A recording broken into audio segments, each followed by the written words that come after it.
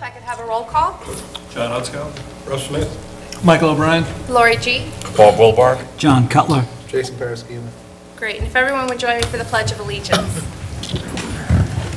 I pledge allegiance to the flag of the United States of America and to the republic for which it stands, one nation, under God, indivisible, with liberty and justice for all. Okay, we have two upcoming meeting dates, December 18th, 2012, and January 15th, 2013. And we have several sets of minutes to approve. The first one was the meeting held October 2nd, and it looks like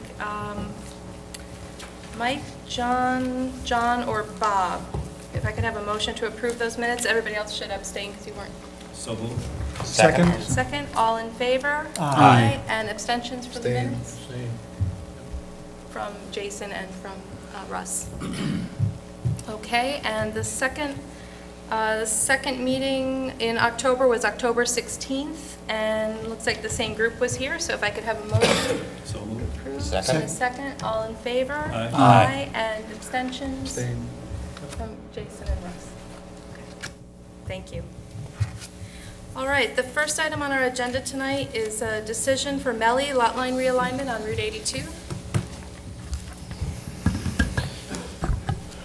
Good evening, Keith Stout of Howard Cronin Engineering. We're representing the applicant Richard Melly. As you know, at the last meeting, the public hearings were closed on the matter for the two-lot subdivision. Since that time, we met with the DEC yesterday afternoon to clear out what it is they're going to require for the Article 11 for the Blandings Turtle. And it's essentially the same plan that we have, but as discussed at the last meeting, in this area over here, we're going to build a small nesting area. It's going to be at about 20-foot diameter circle area. And all that really involves is clearing out the vegetation that's there and leaving it bare. That's evidently the areas that they like to nest, bare soil. Now, we had shown on this a fence, an 18-inch high fence surrounding the development on Lot 1. It was determined yesterday that the fence might not be such a good idea, because if a turtle was to get on the other side of the fence, it might not find its way back to the wetland. So, we agreed to, I'm not making this up. Is there signage? There's got to have some signage for that, turtle crossing beware. So we agreed, the DEC, we met with Lisa Massey, Ashley Wilson, and Heather Gearloff of the DEC. And At it was the site or just up at their office in New Paltz. What we're going to do is we're going to put in a post. I'll pass out a sample of what they suggested. It's a fence post, but we're going to put that label on the fence post. It has a bunch of language on it. Every 50 feet around the entire 100-foot buffer of the site. We're along the inside of the driveway easement, and then around the buffer all the way here. That'll delineate the buffer area. So the DEC's position is, since it's such a low intense development, that they're more comfortable with the turtles traveling freer as long as we have that limited mow restriction. And that, what? How's that held in the ground? How's that held in the ground? Just Uh, stake down? Yeah, it's just post. We're going to use a cedar fence post, like a post and rail without the rails, every 50 feet, and it'll have that label on it. Same thing's going to happen up here on this lot, too. So the fence is changed to the posts. I'm sorry, say the second. Lot part, 2. I'm sorry. We're going to do the same thing on that buffer line as well, as opposed to the little fence we had proposed. So we're going to put the 100-foot buffer delineation. We're going to do the habitat creation right in here.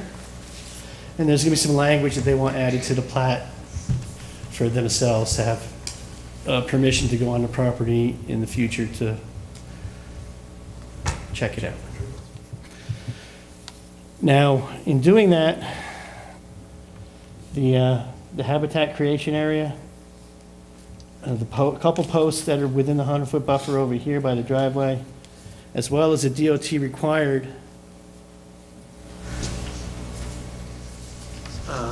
pad, that little apron that we're supposed to install, that's in the buffer too. So they're going to issue us an Article 24 permit as well for those 3 items: the posts, the habitat creation, or the nesting area, and the apron for the driveway on parcel B. So it's essentially the same thing that we discussed at the last meeting. So that's where we stand.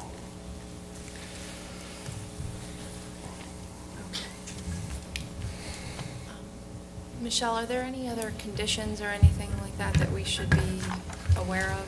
I know this is on for decision tonight. Keith, obviously, we didn't have the information to be able to fully prepare the neg deck, so I just want to make sure if there's anything else we should be talking about now, we do that, and then we can move this to another meeting. I would argue that, based on what, it's a takings permit, so there's probably going to be conditions related to the takings permit, which seem like they're going to be fairly simple to meet. However, we don't exactly know what all those conditions are going to be at this point, because we don't have received anything in writing from DEC. And in a SECR review, as a lead agency, you have to determine that there's no significant adverse impact related to the impact to the turtle habitat, which, based on the mitigation that they're going to be, it's not mitigation per se, but based on what the measures that they're going to take, would prevent theoretically would prevent any impacts to the turtles. So I would personally like to see those things in the neg deck, listed in the neg deck, exactly what they are. And then obviously, make reference to the nesting area, the language that will be added to the plat. And then also in the neg deck, we should make a note that there will be 2 small, wetland buffer impacts, disturbance to wetland buffer. But, it should also be noted that wetland disturbance is to actually enhance the habitat in one case, and then the other is just for a driveway apron of an existing area that's already disturbed. On a New York State. Exactly. Yeah, okay. So neither of which would, in my opinion, be a significant adverse impact. Okay. Keith, do you have a sense when we'll have something in writing from the DEC to be able to incorporate that? I mean, is it?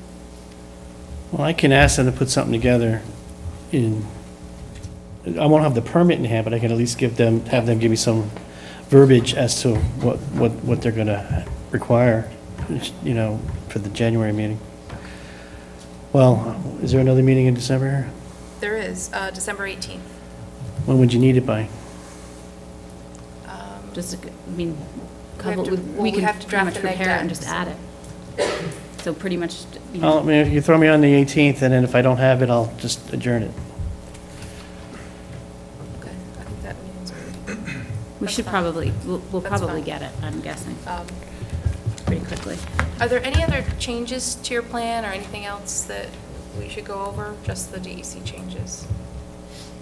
That's it. I mean, that was it. Okay. Questions or yeah? Can you refresh me? What was the final outcome regarding the easement For the septic area? What was the final outcome of that? Well, we provided a note on the plan indicating that no building permit would be issued for Lot 1 until such time that easement area is abandoned, or if that easement area becomes annexed to the stockyard property. Do you have to put in the improvements for the takings permit before, will the posts go up without pulling a building permit, or when does that take place? We don't have to do the posts until such time we plan on doing this. I mean, we can get the permit, but we don't have to do any work until such time we decide to do work, if we ever do work. But there's active work going on the site now. Were those supposed to be put up to keep them out of those areas? We certainly could do that, yes. I mean, there's excavation, there's stumps, there's dumpsters of things there. And without those poles, you don't know whether it's being done in the wetlands buffer or not. And we could put them in then, absolutely. And then, Michelle, I mean, I don't know how many years it would be before the subject is resolved as far as whether it's annexed or... I don't know how soon that sewer can get to the railroad tracks. Well, there's a note on a prior map that was approved by this board in 2008 that provides that the terms of that easement is that it must be extinguished within 1 year following public sewers being made available to that area. Okay. So right now, the public sewer, I think, comes up as far as the other side of the tracks. It's on McCool's property Yeah, right now. Right, it comes up to that point, so if it ever could be extended over, then the easement would be extinguished by terms of the easement. Okay, I guess what I'm getting at, though, is the DEC's conditions are being discussed as of today. Right. Would those conditions change at some point in the future? So I just want to make sure we're covered as far as... They typically have an expiration on the permit, and if the permit expires, they have either a process by which they can renew it pretty quickly, or they may ask them to come back, but there usually is some sort of, and that will be on the permit. Is it 5 years? Is it 6 months? Is it... I don't know off the top of my head. It's usually, Top of my head, I'm thinking either 2 or 5 years is a Okay. standard DEC I think permit. you might be right It's not about- a short-term... No. I mean, it's sometimes tied to the project completion, but I've seen, I didn't know. like I know for an example, the Montage Army Corps permit expired in January of 2011, and they'd been around for quite a while. So that Okay. was probably a 5-year permit. Okay. All I say is a lot of times they ask you for a completion date, and then the permit's tied to that completion date. Okay. And actually, it wasn't a permit, it was just jurisdictional determination, but similar, they have the Okay. date on it usually. Other questions? No, I'm good, thank you. Any other questions? Anything else we should go over that we need for the neg deck or anything? Well, I mean, basically, the DEC is an involved agency, so they should respond. They notified you that they were exercising jurisdiction. They should respond with a letter saying, these are what we envision. You would have to consider that. If you adopt the neg deck, then and only then can DEC go on and grant the permits. Right. We should be getting something from DEC to base the neg deck on. Right. So Keith is requesting to have this item, the decision, moved to December 18th with the understanding that if we don't have a letter in hand, at least a couple days prior to be able to complete a draft of the neg deck and review it and all that. Yep. The more, a couple days prior, give us a Yep. little bit of time. Then we would move it to the January 15th is the meeting following. So, Understood. if no one has any objection, do I have a motion to move this to the December Second. 18th? Second, all in favor? Aye. Okay, we'll move you over. Okay, the next item on our agenda is an adjourned public hearing for Sprainbrook Meadows 9-lot subdivision on Townsend Road. And our engineer for this project apologizes. He had a conflict tonight, unexpectedly wasn't able to be here.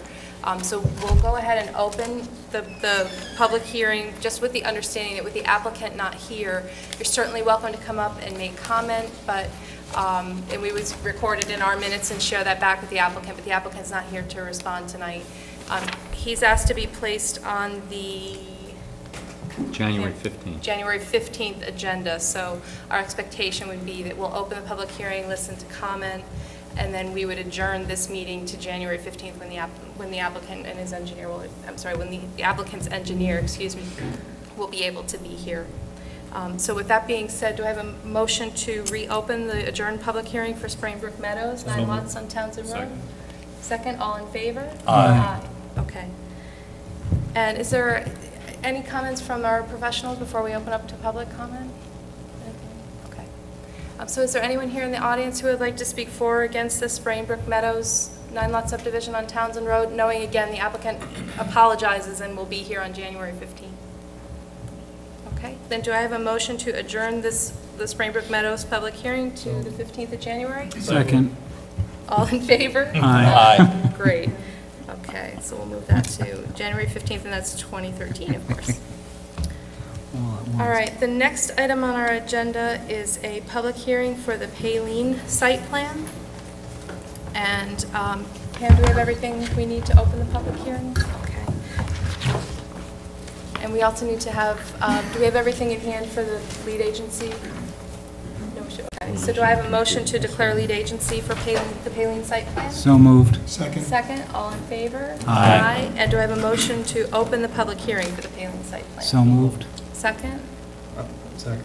Second, all in favor? Aye. Thank you. Let's open that public hearing. I opened them tonight. Okay. 2 for 2. For two. That'll change. That'll change. Thank you. Okay. Pam? You have the disc.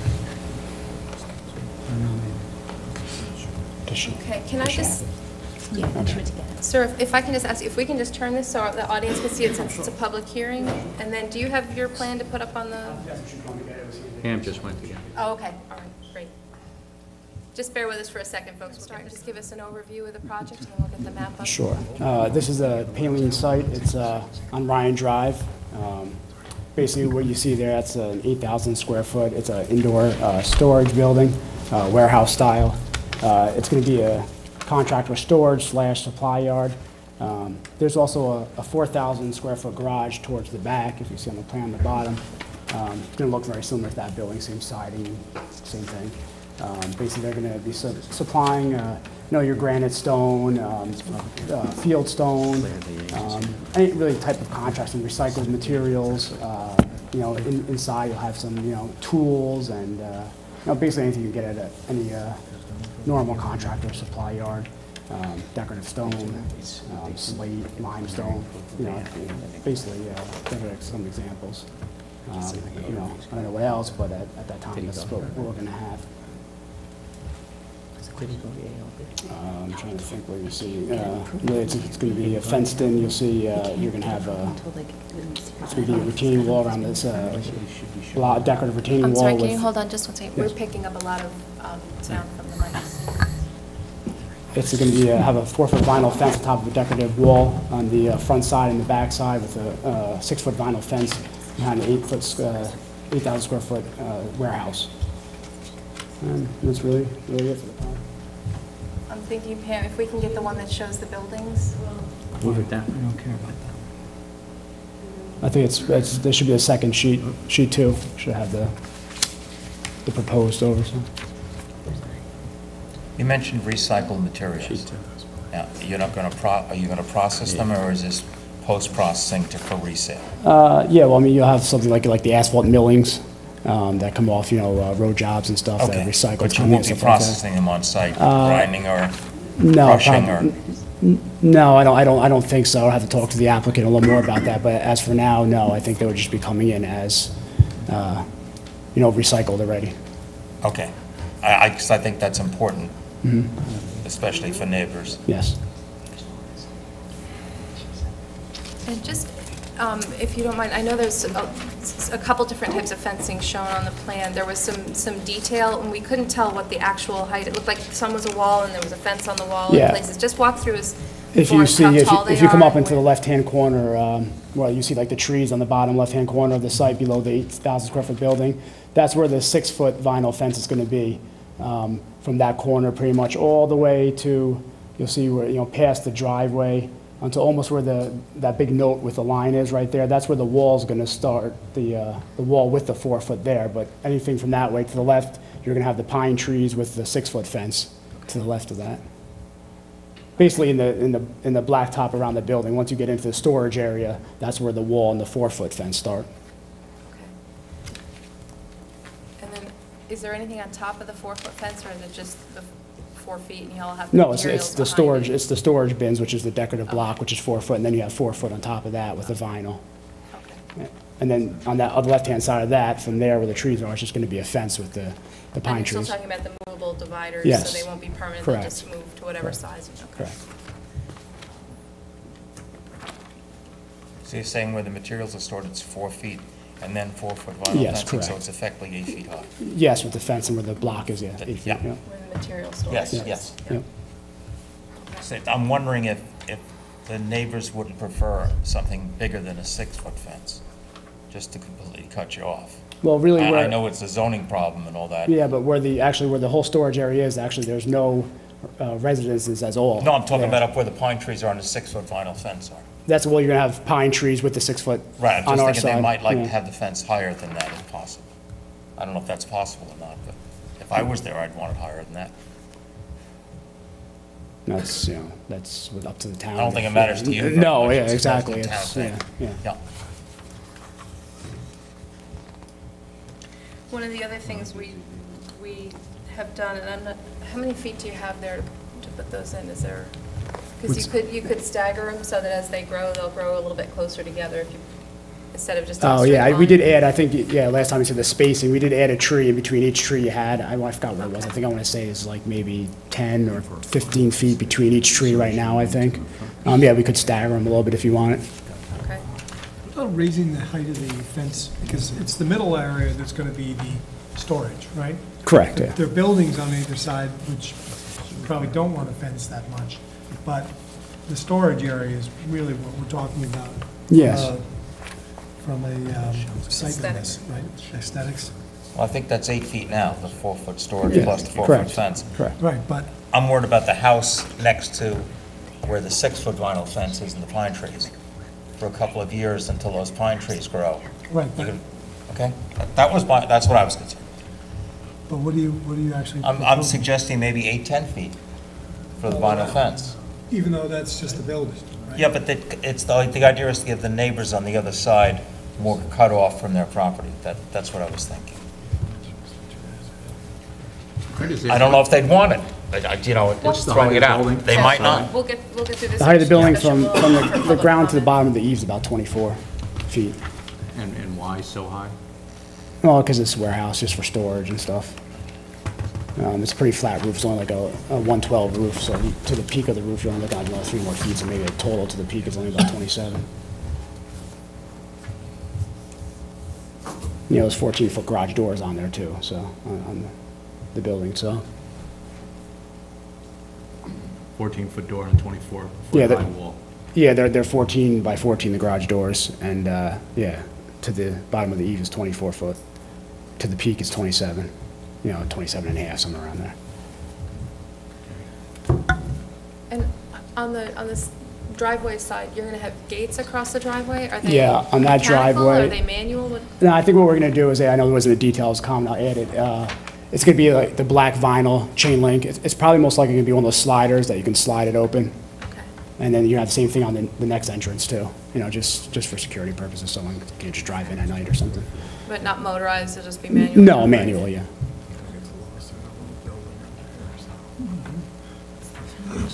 And I think we asked this before, I know there's going to be a lot of, potentially a lot of trucks in and out of the site. What are your hours of operation? And just give us a feel for the size of trucks that'll be coming in. It's definitely gonna be, Monday through Friday, Saturday too as well. You know, normal business operating hours, you know, for those days. You know. What's normal business operating hours for your Well, business? Well, I don't know what the I-2 is, I have to look that up, but I mean, you know, I'm assuming during the week, Monday through Friday, you know, maybe we'd be open at 7 in the morning, you know, close maybe 4 or 5 o'clock. Saturdays, you know, maybe wouldn't be that late or that early, maybe 8 till 2 or 8 to 1 or something like that. Okay, and this is intended primarily just for contractors, or is there also going to be a retail component? Oh, yeah, you know, retail, people can come off the street and buy, you know, patio block or stone for their house. Yeah, it's for residents as well, as commercial.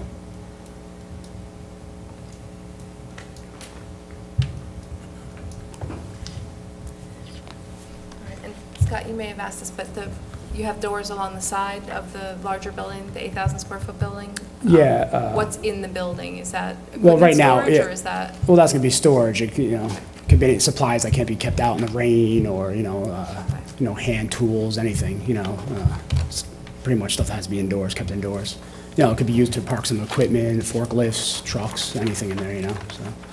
Okay. Michelle, I know we were looking at because there's some wetlands on the far corner of the site, and we were looking at the habitat study. I think, did we get those results in yet, or are we? Yeah, I actually spoke with Lisa Massey from DEC. They had sent a letter indicating that there's a potential for Indiana bat habitat. I spoke with her. She said there are no roost trees on the site. Yeah, because it's a forested site, so they'd have to take down quite a few trees. But she said there's no actual roost trees on the site or nearby. So what would likely happen, I haven't received the letter yet, and she had done a preliminary review of the habitat assessment, had not completed it at the time that I spoke with her. But she said that what would likely be required is some sort of timing restriction on when they can remove trees from the site. Okay. And she didn't say anything else at this point. but we still have to wait till we get that. And that letter back. restriction is typically, is it November 1 to March 31 or some, or December 1? Yes, usually it's fall through spring, and, you know, it can be, it usually depends on how close to a roost tree is and the habitat in the area, but it's usually around November 1st to March 31st. Okay. That still applies if there's no roof trees? In that The DEC Well, the says it roost- depends how close, sorry. The roost trees are where they will, you know, hide, but they still forage everywhere. So they could still use, you know, pass through the area.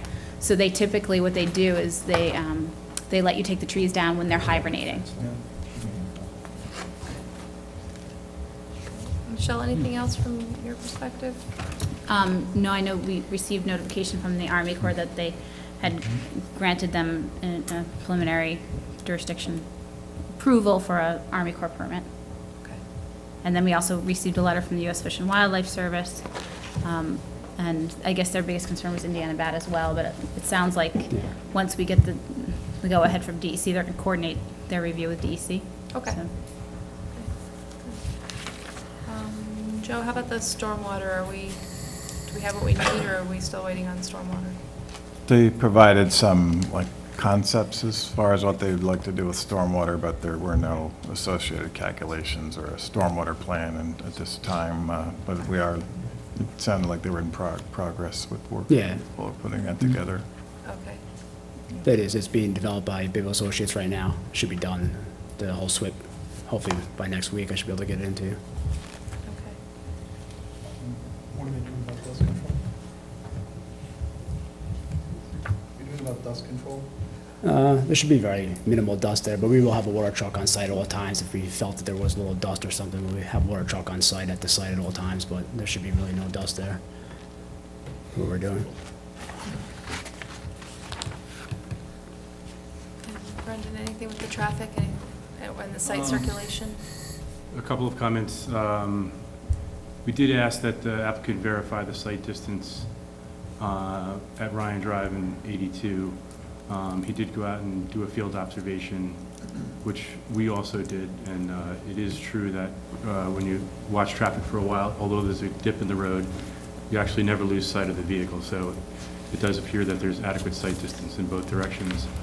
The plan that outlined the design vehicle and the turning radiuses into and out of the site, it was actually, what was shown was actually a WB40. Yeah, not a I know 62. that was a drafting error. So yeah. that needs to be revised, and it may, in fact, have an impact on the driveway openings. And then just even those turning paths, if they could get corrected a little bit. So even where the truck started on Ryan Drive was off track, when in reality it probably wouldn't be off track, you know, from its initial entry into the site.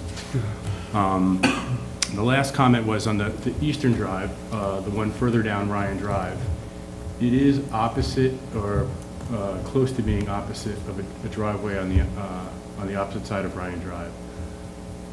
You know, I would think Match them that- up if you can. Yeah, match them up if we can.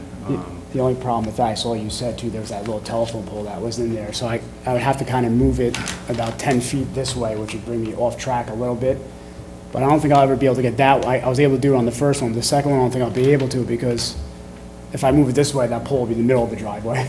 Well, yeah, I didn't know what the disposition of that pole is, if you're planning on getting that relocated, because, I mean, in reality, then you have to move the driveway further to the east. And yeah, it'd be about another 5-10 feet to the east. But, you know, and I can't get it really any closer. It'll be too close to the other one, so I'm kind of stuck in that little area right there. So I don't think I'll be able to actually get that driveway exactly across from that one there. You know, the first one I was able to, but that second one I can't get it exactly straight across from that one driveway. Okay, so even as the plan sits now, it would have to be modified to move the About, driveway? yeah, 5-10 feet if that, from where that pole is. You know, I can't go down too much further, because then it'll kind of interfere with, you can't see it on the plan right there, but the garage, you know, the cars are going out in front of the garage, so it'll kind of stuck to that spot. Okay. I'm sorry, Jason, I can't What's hear you. preventing the pole from being moved? Well, I'd just rather not have to go through a pole relocation for, I think it just look better if it's coming across. we have poles going up and down the road, so, I mean, that's where it kind of the way I that. think it actually crosses, the overhead lines cross Ryan Drive at that pole. Yeah. So, but, I mean, it could Does be that make relocated. it better or worse to have? No, actually, as a corner pole, it probably makes it sometimes easier, because it can be moved, shifted one direction or the other. It can be moved to the west, probably without, any splicing or anything, just a new pole and move the wires. Okay. Okay. It might make sense because it's, from a traffic perspective too, we want to make sure that. Yeah. Can you show us the spots where the fence changes height? Yeah, I can probably show you this. You see right here, I'll show you. Right here, the 6-foot fence is going to be right here. You see the blocks, and then at this point, here's your wall right here. Okay. That's where the storage bins are going to start right here. So at that point, you'll have the 4-foot decorative block, and then the 4-foot fence on top of that. So that's what the truck right there. Is there a gap between them, or will they Yeah, join each it's other? kind of, actually, this 6-foot fence will kind of come behind it for a little bit because they're not at the same line going across. It's kind of bumped up a little bit. So they're kind of right here. You can see that. So 6-foot, this is where it's up. I wasn't sure if the site was going to have a lot of retail or not. One of the things I would say is, right now you have your parking up towards the front, and so your handicap parking is across a pretty large expanse of pavement. Is there any room there to move parking, at least the handicap spots, up against the building so that there isn't? Well, I think what we're going to do too in the front, where you see where we move the handicap spot down. I can move it down one more if you want, so it's across, because the front doors to the office area where the desk will be, you can see is right, on the 82 side there in the corner.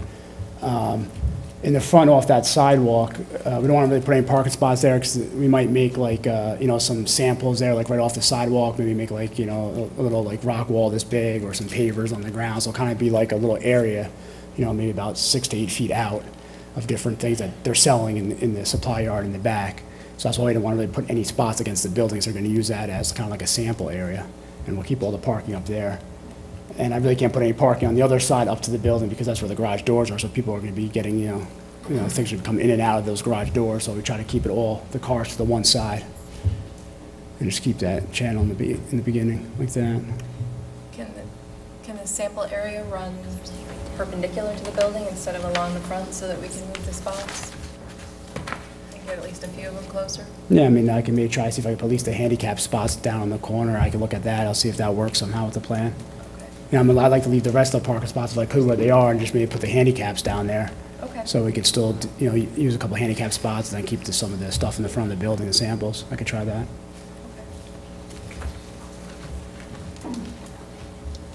Other questions or comments from board members or anything? What type of equipment will you have in there for whatever you're manufacturing? You probably have, maybe forklifts, some trucks, maybe a loader. I'm just thinking of something that's going to be making noise all day or part of the day, or, No, it's gonna, any machines that are going to be running, or? well, besides whatever is used to load, you'd just be loading the trucks or the cars or whatever's in there. Besides that, there really shouldn't, and the trucks themselves. You're going to be making something in there? Not at this time, no, I don't think so. It's just gonna be more of a supply. No. Okay, the other question I had is your lighting. I didn't really see how much lighting you're going to have. On the corners of the buildings, you have some flood lighting on the buildings themselves, on the main building, on the garage in the back here. Around the parking lot, there is a couple, I think it's on that plan, it might be on one of the other sheets. You'll see there's gonna be a couple lamp posts, around the outside and the corners of the, behind the curb line. And for that's it for the lighting. You're gonna have some light posts in the parking area and some floodlights on the building. And you make sure they're not directed at any. Yeah, exactly, yeah. Yes. I think it should be right here. If you look on page, that's actually on there. You can see, you can't see it, that's why. If they bring that plan up, you could see, there's a plan below it there. You can see the corner of it shows how far out it goes off the corners of the buildings and everything. You can see it. Is it plan to leave, is there a plan to leave that on all night long for the storage area? No. There should be no operation really going on, so there's really no reason, no. I mean, I have to talk to the applicants a little more in case they want to, but I mean, it won't be shining in anyone's windows or anything like that. There's plenty of room for that. Okay. Sorry. No, go I ahead. mean, it might not be the bad idea, Just you know? ask for public comments. Okay. I have Please. Do you have one more? two. Sure. One, even if you have just security lighting, Yeah. the residential neighborhood, it tends to light the sky up. I mean, I've been outside in places, my backyard's black, almost the neighbors got, it's kind of nice to sit out there in the sun and just watch the stars. I mean, I'm a little nuts that way, but once you've got something like this next door to you with lights going, you know, all night long, security lights, that kind of really disturbs, you know, just that ambiance of nighttime. Well, this That's isn't industrial I know park, it is, so- I know, that's part of the problem. The other problem is, you mentioned when Russ was asking about equipment. Most of the equipment you're gonna be using has got that backup, bleep, bleep, bleep. I can't imagine 7 o'clock in the morning till 4 o'clock in the afternoon, 5 days a week and Saturdays, having that start at 7 o'clock in the morning, because those things are loud and they carry a long, long ways. I know it's zone industrial, but those are my concerns. I wouldn't want to live next door to that. Lori? You want to Because talk of about the the lighting a little bit? I know we're Well, doing lighting, shielded. but also I wanted to mention, because of the size of the building, the ARB cannot render a final decision on the plans until after seeker is complete. However, because of the way the building, the size of the building and the construction of the building, it would probably be a good idea for it to be referred to the ARB as quickly as possible, so that if there's any comments that the ARB has, we can discuss them at the next public hearing. Okay. Have Actually, you done it? Okay. Good, I just I'm wanted supposed to be make meeting with ARB this Thursday. You're going to meet with them on Yeah, Thursday? so- Perfect. I just wanted to make sure it was done. Yeah. We won't close the public hearing until that's completed. Okay. They're on the schedule. Okay. And Michelle, I know there was, I think the fixtures are going to be cut-off fixtures. Yeah, I actually haven't looked at them. Let me just pull. These won't be the They're- standard lights that go up. They're I know, supposed to They're be not they very still neon. is. They're the more Skylights ornamental up. lights, correct? I don't have. For lights. the posts. for the post it is, The and then the posts ones are- on the building are just, there's a The detail. wall of them. packs. Yeah. Yeah. The wall packs in the buildings, and then the, kind of the more ornamental, sort of, almost like you would see in a town, village setting lights for the corners of the property. You may need to, and this would also probably be a good idea, anywhere where there's any potential for light spillover, you should probably shield the light so it doesn't go off at the property. And anywhere there may, I would say if there's any lighting, I don't think there was though, if there's any lighting up near the wetland area, that should all be shielded so that there's no light hitting the wetlands. And that was actually in, I believe, the Army Corps letter. I remember Okay. reading it. But I don't think you had a pole there. No, all the poles are just around the building area. There's Yeah. nothing, there's no actually decorative poles or posts out in the storage area. You just have some spotlights on the garage itself that are, you can't see, it's off to the side. Then those should probably, anything that's directed at the wetlands should absolutely be on maybe a motion sensor, so that Okay. only goes on Okay. in the event for security.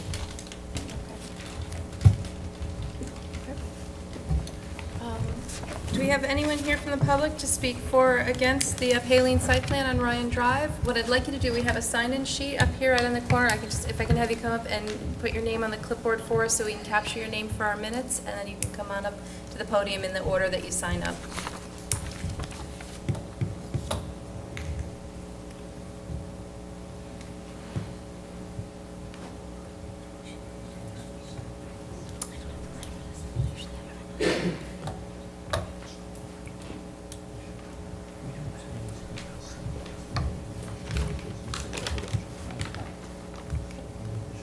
Come on up, and if you don't mind, just give us your name as you... Brian and Peggy Kozlowski.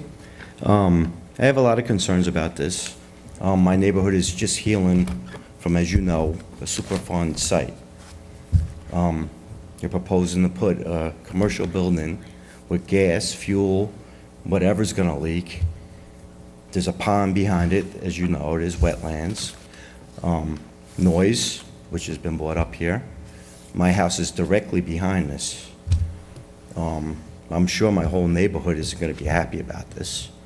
Behind it on... I'm directly, on Hemlock, right Okay. behind. Okay, thank you.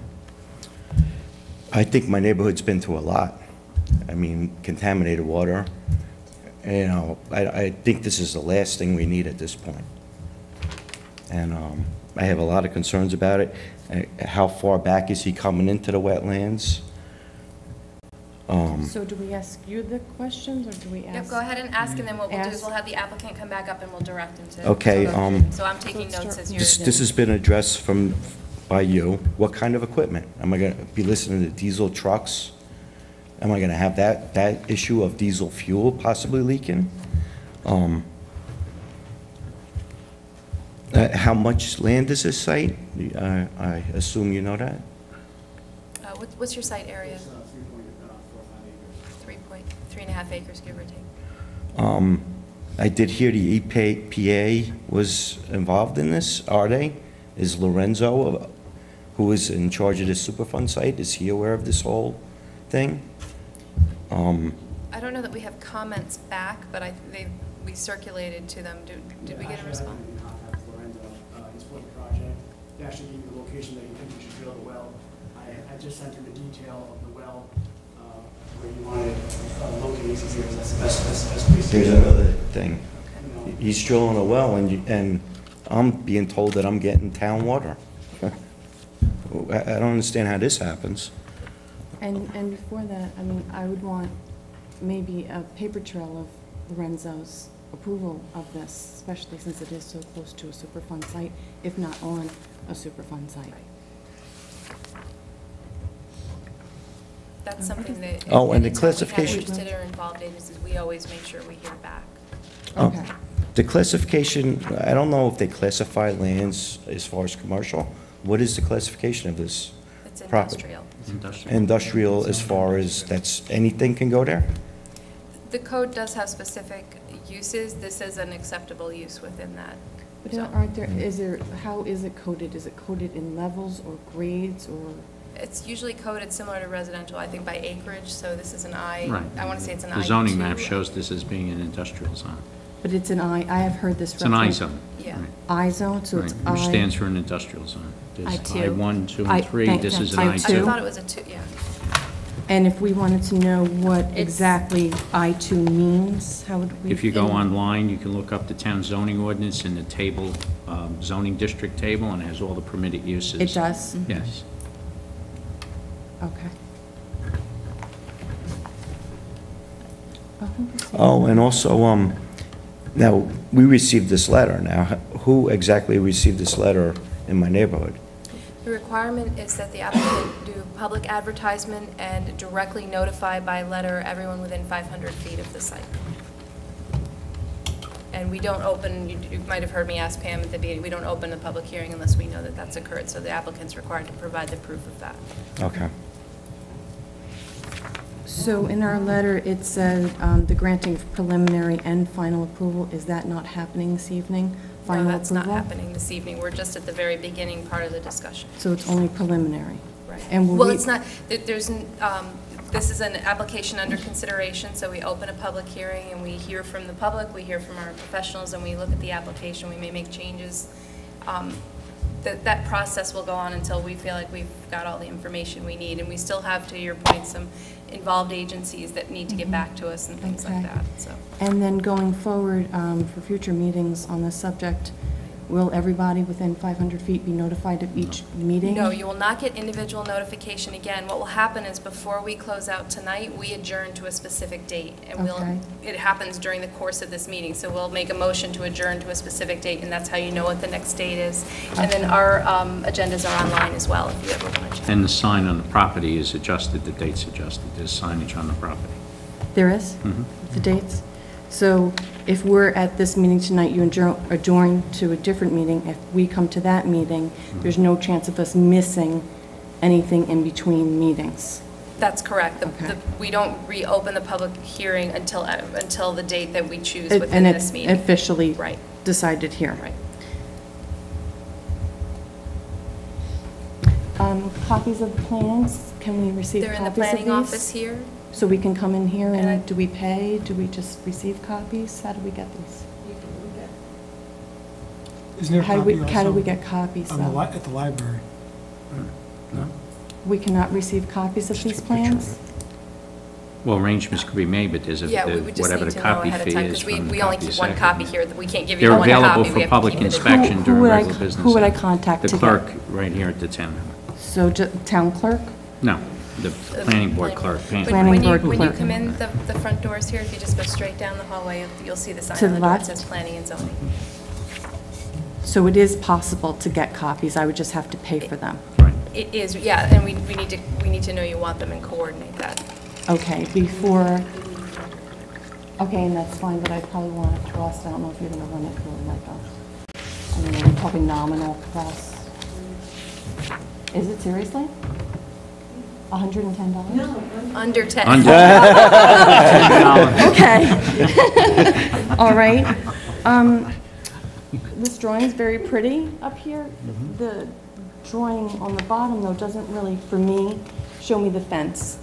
I did hear some concerns about the There are 4 foot. additional pages to the There plan are? that would give That I can, when I get detail copies, that levels, might be yeah. more detailed. The lights, the fence, the various things that are going to be installed, that proposed to be installed, I should say, at the property are all in the detail of the map. Okay.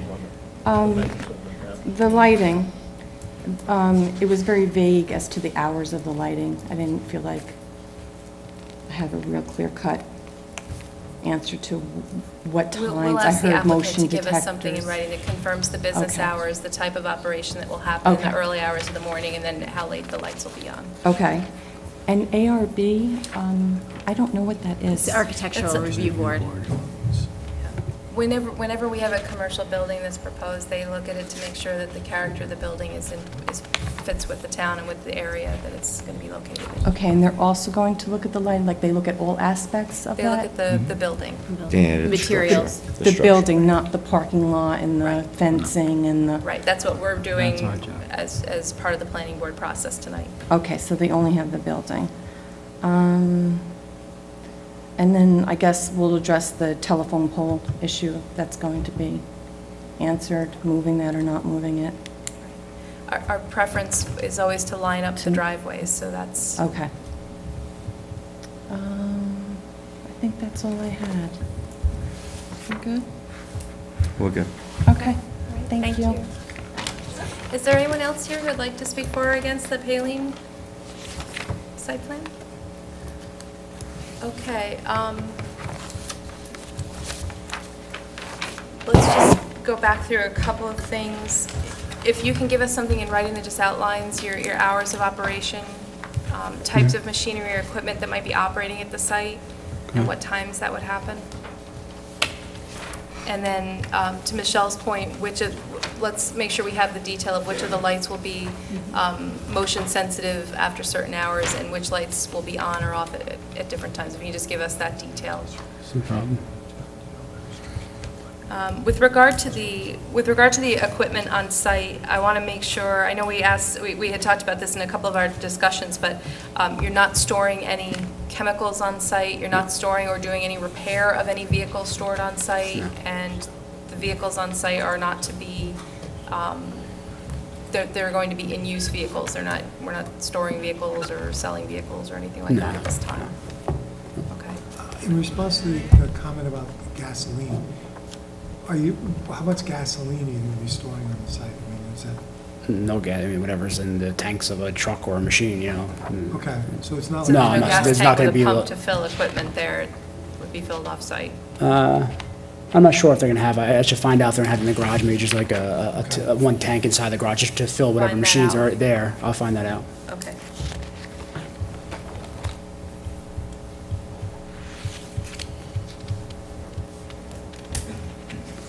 And I know Russ had asked you if there was going to be any manufacturing at the site. You're not making block there or anything like that? You're No. not intending to? No. With regard to the well, I didn't catch all of what you said. You said you'd spoken with the Yeah, EPA. Lorenzo, we did, that's actually, he helped us where we thought he should put the location of the well, he thought would be the best spot for it, which is up in that corner of the property, the corner of 82 and Ryan Road. I did send him a detail too, he wanted to see the detail of which is on this set of plans too of the The well. double casing The double and- casing, correct, into the bedrock. So that'd be the best thing, so that was the last I did talk to him. Are on there that. other requirements that they typically, I'm just, He said there was no really requirements for this property at all. You know, if you get the clean water, you get the clean water. Well, once we drill the well, which I do have it into Marie at the Dutchess County Board of Health. She's reviewed one set of plans already. I made some changes on the septic that she wanted. It's in there again. She just wanted to verify again the distance because they want to let us drill a well to see what we get. And once the well is drilled, we will do any testing they want us to do to see what's in the water. Take it from there. and whatever you would do to test, you would meet whatever the standard is for the final with the casing and everything, so there isn't, Oh, yes, correct. Yeah. I'm sure you understand with a Superfund site, there's Yes. concern about whether a new well will cause contamination to migrate, or whether it's going to change the complexion of what's already happening there. Is there anything that you get from the EPA, or is there anything that you're expecting to help prevent that, or to change that, or what's your... No, I mean, the EPA doesn't really have any concerns. They just told us to drill our well and, So they have no conditions or anything that you're Nope. expecting that they'll... Nope. I assume you're going deep.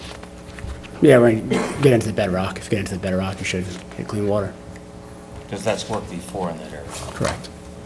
I know, we did have another applicant that drilled a well successfully, Mhm. but... But it was deep.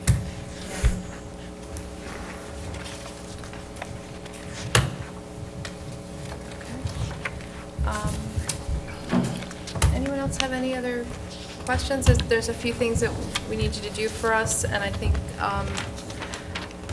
Can I just ask one question quick to the town? Of course. As for the SWIP there, it's almost done. I just want to go in and see if I can just do a couple deep tests and a couple perks out, where those galleys are. But before I went in there, I had to clear a couple trees to get back in that area, so I just want to go and do it, to get back to the machine to dig it. So I just wonder if I can get permission to go out there and do that, like do that very soon so I can finish up that SWIP and just verify the soils. You can contact us in the building department, we can arrange that for you. Okay.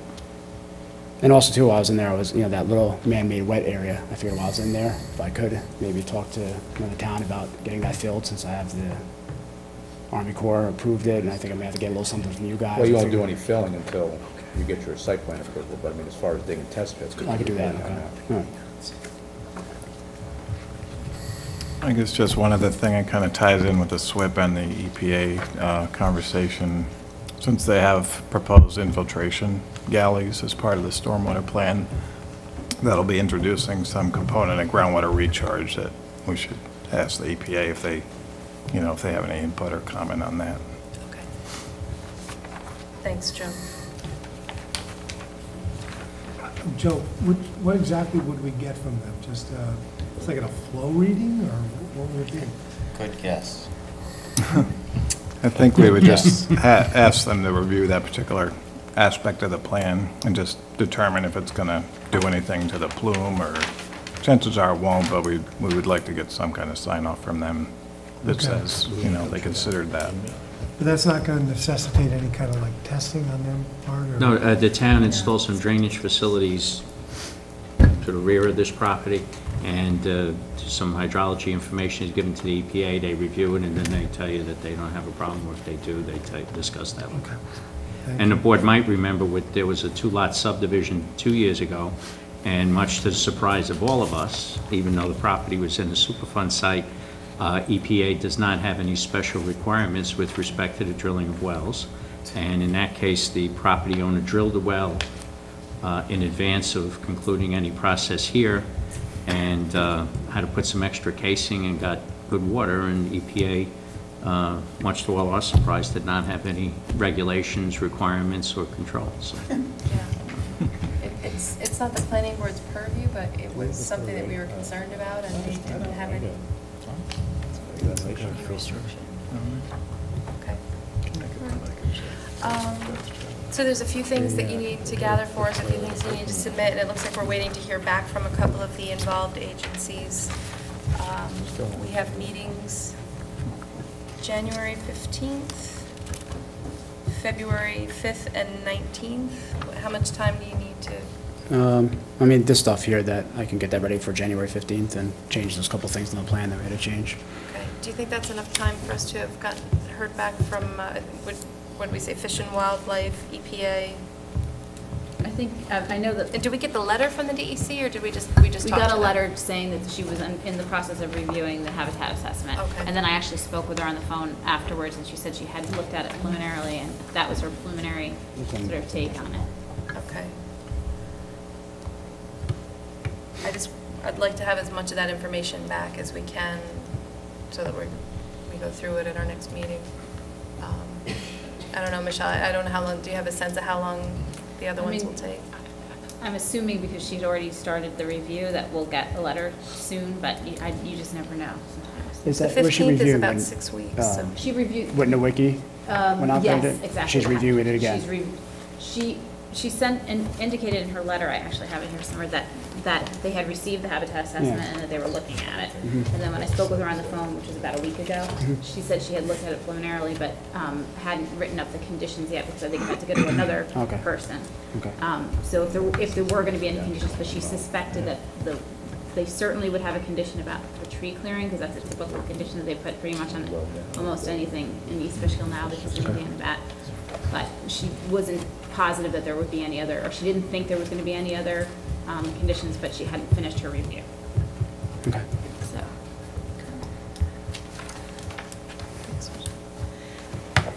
So, January 15th, about 6 weeks, just know that if we don't have all that information back, we adjourn until we have our complete record. So if you're okay with the 15th, we are. If you want to push it to the first meeting in February, that's fine. Yeah, I'll keep it for the 15th, and then we'll take it from there. We'll go with the 15th, and then we'll take it from there and see what happens. Okay. So if there's no other comments or questions, do I have a motion to adjourn to the 15th of January? I have no problem with that. I just thought that we ought to tell the public, in case anybody has comments, that if he doesn't get ready by the 15th, even though it's scheduled and be in the agenda, it may be postponed, so you may come and nothing will happen, you have to come back again. Well, we'll reopen the public hearing on the 15th. Yes. And the applicant will be here. I know Okay. we had one Yes. earlier tonight. Yes, we That did. was a very unusual I know. situation. Just thought we ought to tell them it's possible. Okay. So I have a motion to adjourn to January 15th. Do I have a second? Second. Second. All in favor? Aye. Okay.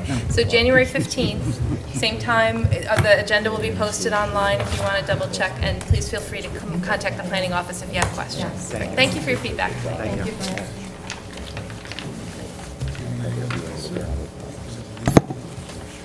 Oh, they can have it if they want. Excuse me. I see a few folks in the audience. Do you guys need anything signed, or are you just here with a?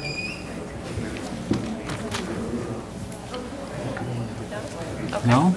I guess not. All right. Thank you for coming.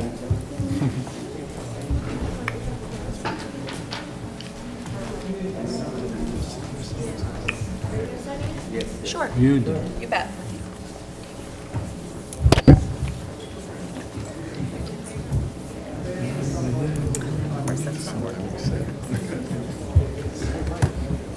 Any one of us will do. Mm-hmm. Thank you very much for coming. Okay, I don't have to fill in this, do I? I've never seen one of those before. Don't get in trouble now. That's why I was looking at it. I didn't know what to do. I didn't want to get anybody in trouble. I had no idea. I've never seen one of those before. I apologize.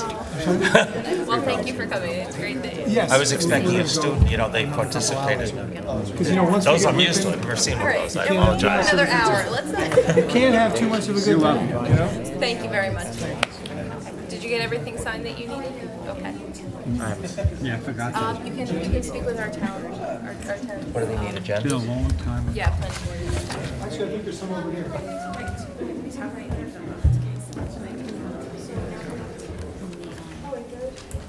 That's for tonight, if it helps you. You're welcome to You're stay for welcome more to of the it. meeting. It's totally up to you. Yeah, it could be more than that. You don't have to stay the whole thing, but. If I were you, I'd. If I were you, I would go home. All right. We're going to move on with the meeting, but thank you guys very much. Okay, the next item on our agenda is a revised resolution for Grape Hollow, 10-lot subdivision on Grape Hollow Road. Hello. Hello. Sorry for the break. The Michelle, do you mind, can you just grab that? Thank you. I think the last time we were here, which was actually 2 weeks ago, we had kind of been bringing the board up to speed in terms of where Grape Hollow has been, and then actually at the end of the day, as we went through our approval processes, a DEC wetland came into play, and we actually ended up having to reduce the subdivision by one lot. So effectively, what we're looking for tonight, effectively nothing else has changed, but we certainly would like the modification of the reduction in lot reflected in the resolution. So we're looking for that tonight. Okay. And just again, I think it's lot 2 that you removed and you split it between lots 1 and 3, so it's just a matter of kind of drawing whatever the border was and... Peeling them back, yeah. All right, no other changes that you needed to make to the plan other than just the reduction of the lot? Correct. Okay. Does anyone have any questions or comments before we offer the resolution? Okay, does somebody want to offer the, thanks, Mike. Resolution amending final subdivision approval. Name of the site plan, Grape Hollow. Name of the applicant, David and Donna Zublin. Location, Grape Hollow Road. Resolution offered by Planning Board member Michael O'Brien. Whereas on the July 19th, 2011, this board granted final approval for an 11-lot subdivision where, subject to the conditions, as well as other approvals, and whereas in attempting to obtain other agency approvals, New York City DEP, a reduction of 1 lot is required, and whereas all other elements and conditions of the approval remain unchanged. Now therefore be it resolved that the resolution of final approval adopted by this board on July 19, 2011, granting approval to the above project as requested on a map entitled Grape Hollow Subdivision prepared by M. Gillespie and Associates, PLLC, dated November 30th, 2005, and revised through January 18th, 2011, being hereby is amended by reducing the lot count to 10, and be it further resolved, all other conditions of the July 19th, 2011 is in full force and effect, and be it further resolved that this amended final approval will be in effect for 1 year unless earlier terminated by this board, and be it further, before we do that, are there any other conditions? I don't have any other conditions. Are there any other changes or conditions? Okay, go ahead. Be it further resolved that within 5 business days of the adoption of this resolution, the chair or other duly authorized member of the planning board shall cause a copy of this resolution to be filed with the town clerk and a copy sent to the applicant owner. Okay, do I have a second? Second. Thanks, John. Votes as follows. Jason? Aye. Russ? Aye. Michael? Aye. John Cutler? Aye. Aye. Call me off guard. John Hutzko? Aye. Bob? Yes. Aye, and myself, aye. The motion carries. Thank you, folks. Keith, back in. All right. Thanks, Mike. The next item on our agenda is the discussion item for John Jay Gas Station on Route 52. Can we just, Scott, can we just take down the plan, folks? Thank you.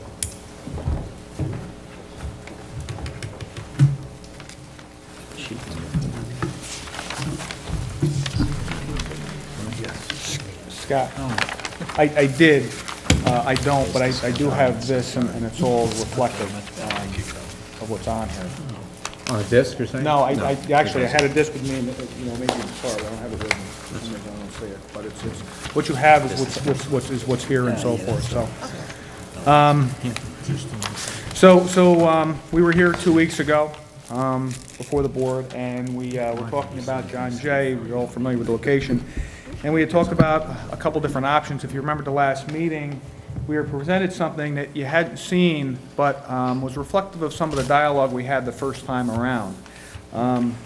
What you have before you now is a packet, okay? And the first is drawing, or the first layout is the existing condition plan. I guess we could start with going to the second layout, which is sheet number 2. Can I just ask you one quick question on the existing? I know at the last meeting, we thought there were 3 islands. It looks like there's still 2 islands, and you have 3 filling stations. Can you just clarify? What happens is there are 2 islands. Okay. One island is larger and actually has 2 pumps. Okay. So, in fact, there's. So you don't have 6 cars, you still only have 4 cars, right? Right. As your max. Right, but there's room there for 3, but it's kind of contorted to actually get, you know, 3 on each side, because again, you have 2 that are right up against each other in terms of the, is that the diesel pump? I was gonna say, is that the diesel? Okay. Yeah. All right. So from an island standpoint, there's 2. But in terms of pumps, 3 double-sided. But thank you. I meant to point that out. For I just know it was clarity. discussed, I wanted to make sure we covered it. Yeah. If you recall, the last discussions that we had, were, let's talk about, I guess, the adjoining property owner. Here is the plaza that's located to the immediate east, okay? And they have inherently known to have some issues regarding getting truck traffic to the site, things such as that, the tight site. So what we had proposed and what we had shown was the ability to provide for an access point to allow for the ease of traffic to move not only to our site, but also for theirs. I'm happy to report we have reached out to the property owner, and pending working out the logistics of it and so forth, they seem to be on board. Okay, so that's something new to report tonight.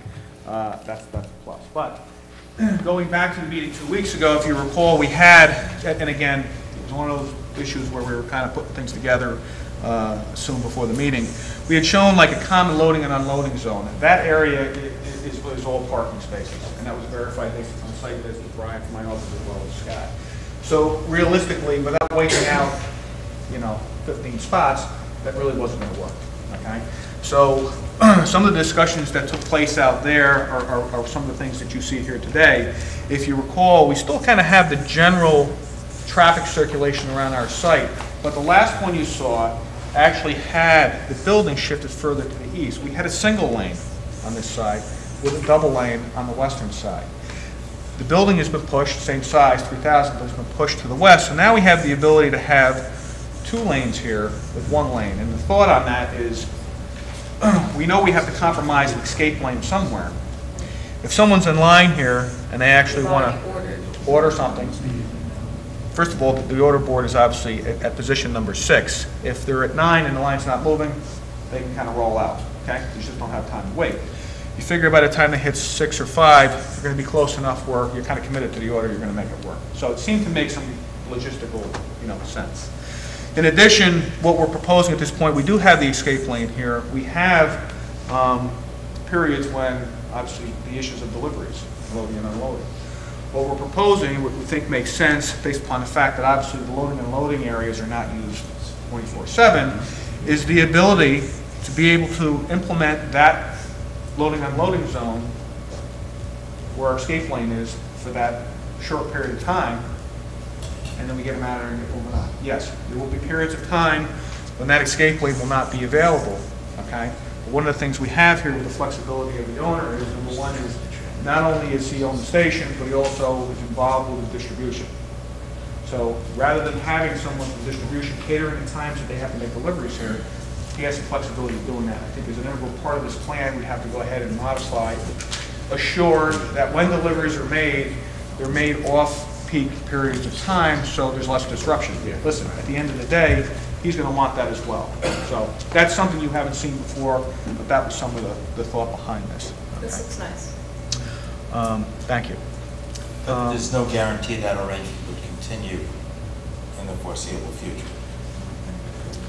In terms of distribution and in terms of him buying from himself? Perspective, we have to expect that the escape lane will occasionally be used as a loading zone. Yes, and it could be not conveniently scheduled. It would be possible for it to happen at the busiest time. And what would happen is the most a car has to wait then is 4 cars forward, because they can still get out up at the top, but they're going to sit through 4. We've shown on this plan, and hopefully it highlights there, kind of some cones. It's effectively what a lot of these stations do. They cone it off just for safety purposes, so it directs cars around it. We've actually shown some cones along the front in terms of this, in the front where, because remember, loading and unloading for the convenience store and products and so forth is different than loading and unloading for the gas itself. So, we do plan on having our new tanks up in this location here. We do show some cones up in the front here. I think there's some flexibility to maybe move the truck down a little bit further and have an additional length of hose. So we're not so close to that intersection, but we kind of just want to give you the concept of the way we thought this would work. But it looks like you have plenty of pavement there to figure that out. without having. Mike, and I can't tell, maybe I just can't see it because of the dark gray, the pedestrian access across to the sidewalk, is there a hatched area there so that cars aren't stopping, waiting in the drive-through, blocking that pedestrian? Yes, what happens is, and it is very, you can probably see it very faintly, very lightly, but we are providing for some pavement markings there. We'll highlight that. And that would work if there's deliveries as well, that would give them a place to safely cross across traffic without... Right, the thought was that the delivery truck the end of the truck would go beyond that area there. And right, it would allow for safe in and out container truck. Okay. The site is definitely tight, but this layout works. Yeah. I think it's a vast improvement on what's there today. By a long shot. Well, and with the connection to the neighbor, I think that provides some relief as well for the circulation across the tube. The only other thing pending, you know, your acceptance with what we're showing here is if you look on the last sheet, there was some talk, and Scott, you can chime in because there's some logistics behind this. There is, for whatever reason, on Lake Drive, there's a significant shoulder. It's a real heavy, wide shoulder, and it's within the town right away. Okay, we're showing, you know, that we meet our parking requirements inside. We'll talk about the building and storage space and actually compare that. I don't know if we want to go through that tonight, but I'm showing that the numbers work. But I guess the question is there the availability or the possibility for off-street parking spots? Now, again, that's really kind of, we throw that out there as an option. One of the things that plans for that too, and we can go back to this layout here, it doesn't seem like there's a need, and I don't want to throw more into the mix, but if there was the ability with this island here to make this in such a fashion where we had a mountable curb, where really in an emergency type situation that somebody needed to get out of there, I think there's flexibility to do that here too. Those are other things to talk about. But you know, I think there's a logistical, legal issue related to, you know, parking spots out on the road. I'm also trying to forecast public perception. When we get time for the public hearing, well, you know, you got this parking here, you got parking outside, and how come the site can't accommodate parking? Why do we need parking outside? And you're, you know, we're just heading into a snow season where you're going to have snow potentially. I mean, I wouldn't count on that as parking for. Right. The absolute. Well, you see, it's kind of as a possibility, more delivering and unloading, more toward like overflow parking or employee parking. But there's no prohibition in the town code. Anyone can park along a town road as long as you don't block the travel way. And obviously, as long as you can't count it as parking for the site, but they seem to have enough without it. But obviously, for the purposes they're intending, I don't think there's any prohibition. Of course, you never know once it's there and operating, if the town board would get complaints and they would restrict parking along the road, but that's something we don't know. But we did notice that it exists. It's already paved. I think when the building was in operation, they used it to some extent. Yeah. And the only other thing I might add in terms of... Mike, if you want to, I'm sorry, Scott. Well, in terms of parking, I know they mentioned maybe some additional parking there, but I mean, I think we should consider that given 11 cars worth of queue length. I mean, that represents some parking in and of itself. And then, Mike, I was just going to say, to your point, if you think that you will have some folks parking there, or if you think you may have some pedestrian traffic coming from the other side of Lake Drive, you may just want to take where your concrete sidewalk is, hatch a little crossing there as well. Unless you've already done that and I just can't see it on the frame. It wouldn't be on that plan because this is the alternate, you know. You know what I'm saying? Just so that you have the crossing on either side. Yep, absolutely. Yeah, because there is... Okay. The only other, I would raise somewhat of an issue of cars exiting that back entrance if it was used for delivery of unloading and loading, that would be a pretty big obstruction to site getting out. You know, parking with cars, that might be a different story, but if it was a tractor trailer parked there, it really would obstruct the sight line towards 82, or 52, excuse me. Well, let me ask a question. I mean, are you talking about a customer? Oh, they have it labeled on the plan here as either delivery, unloading zones, or overflow parking. Okay, because, you know, I can't think of, besides gasoline, what else would be delivered to the store in a semi? All the donuts, the donuts. I thought donuts came in a large box truck. No. Yeah, but you got everything else in there too. Got napkins, Did you see paper the- cups. look at the back They page. could, they could deliver suitcases and napkins in a tractor trailer, I mean, you know, so. But Michael, look at the back It page. actually, and what was observed at the existing Dunkin' Donuts in Archway Plaza was the WB 62. But they have Wow, parking, okay. but they have a But they have- delivery zone they- for they- that on site. But- but This would only be a this site, spillover thing. as small as this site is, actually accommodates that. So I think, Yeah. I don't think that's an issue. Yeah. At least it's not an issue for me. We didn't know how the board was going to feel about the shared aspect of the loading and loading with the escape. If you're comfortable with that, We don't love it, but it's not. But you can escape across the front of the plaza. I mean, there's other escapes. You're not locked in. right. I have two questions. Mike, the only difference between this 3 and 4 is the additional parking along the roadway?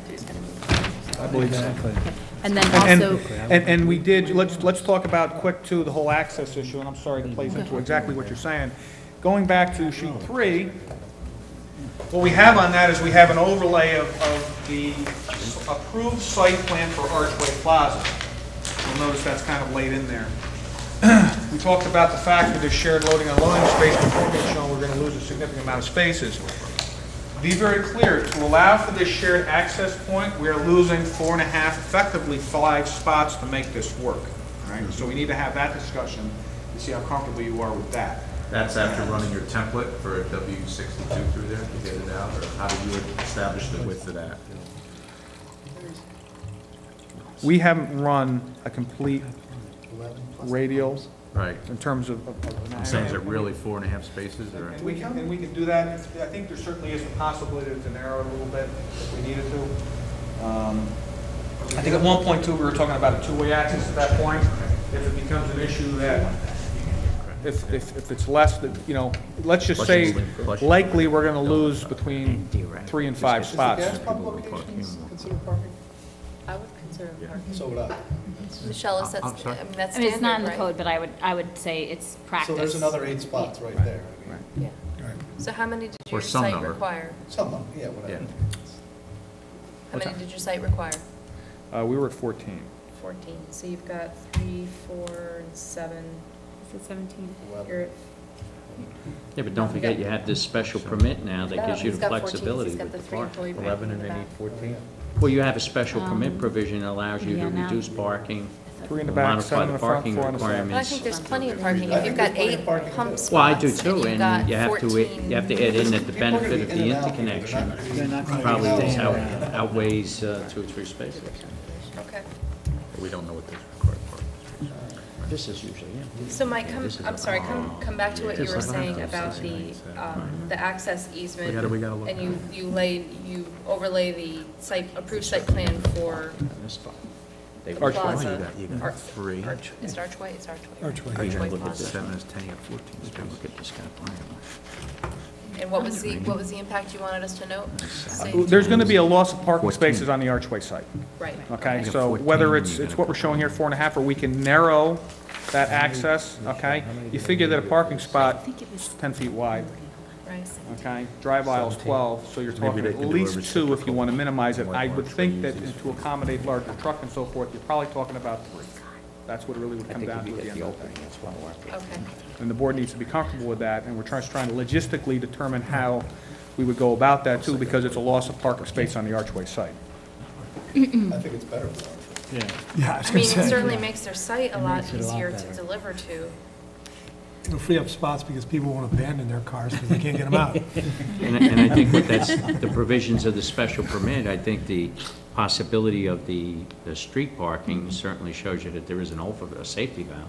Yeah. And theoretically, some people may park in Archway and walk over to get their coffee. Or even on the other side of Lake Drive. Yeah. I mean, there's parking right there too, right across.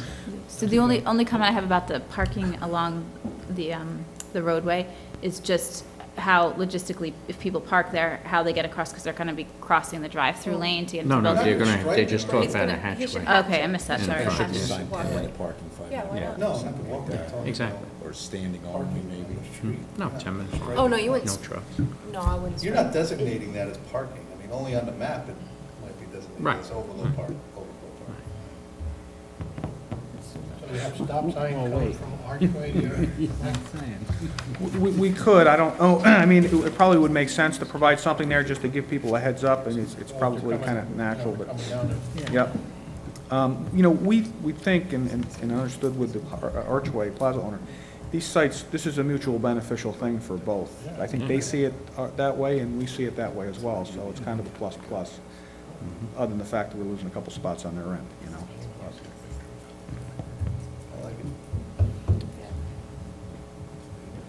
And you gave us the proposed layout of the interior? Yeah, if you see that, because there were some discussions regarding that, if you look at the final page, what we did is just to justify the storage space, mechanical, the actual donut, and this is based upon a layout that we have prepared in the past for Dunkin' Donuts, okay? So you understand. And it is Dunkin' Donuts, it's not a deli. It is a Dunkin' Donuts, it's not a deli, right? It's a Dunkin' Donuts. Yes. Right, and there will be, again, other things, other prepared foods and so forth, so it's not just limited to donuts, and so there's a convenience store. Correct. And you've got 1, 2, 3, call it five potential cars possibly sitting down to eat. Right, you've got seating over here? So it looks like, are these, I'm assuming these are two for tables? Yeah, it's 2 for tables. And then But some of the Dunkin' Donuts, we don't have no seatings. We just picked up, this is a generic layout, just to prove the square footage. That's fine. There was a question I'm just about asking if you're gonna have the seating that you're showing, because again, as we look at the parking, we just want to make sure we know what. I don't want to key in on this as the absolute end-all layout, this is obviously. Right, that's fine. I'm just asking because there does seem to be kitchen type of appliances, so. You have to have the appliances, but there's no cooking here. Okay. It's microwave, and it would be a satellite kitchen.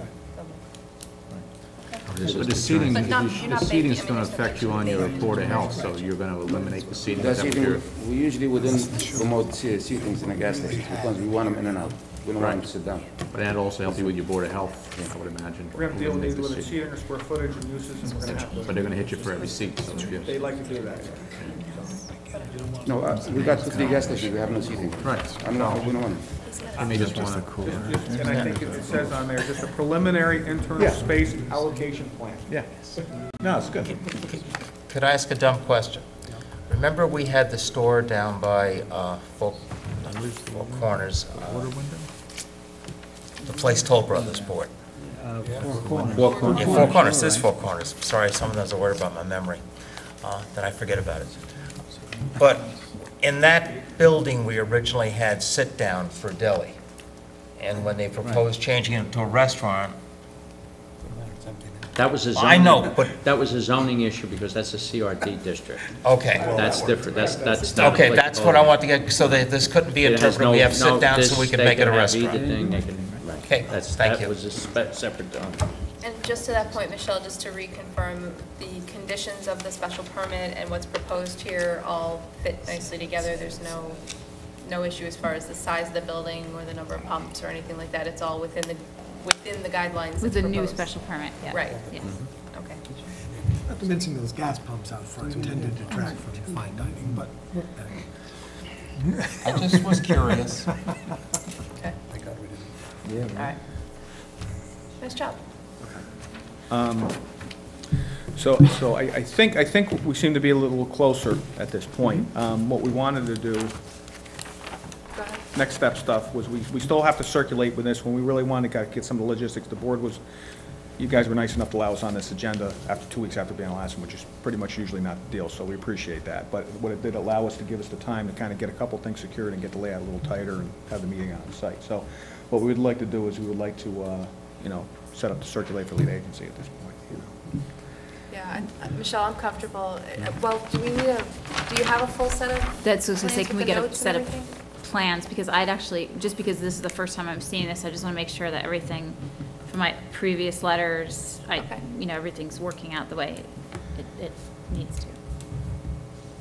Yep, that's absolutely fine. Have you submitted them to the planning office What yet, we or- did is just to keep the record very clean, everything that you see was sent via email, so it's had. So it's not like you're seeing things and it's not a record. So what we will do is that we will prepare a full set of hard copies so that, you know, you can distribute them.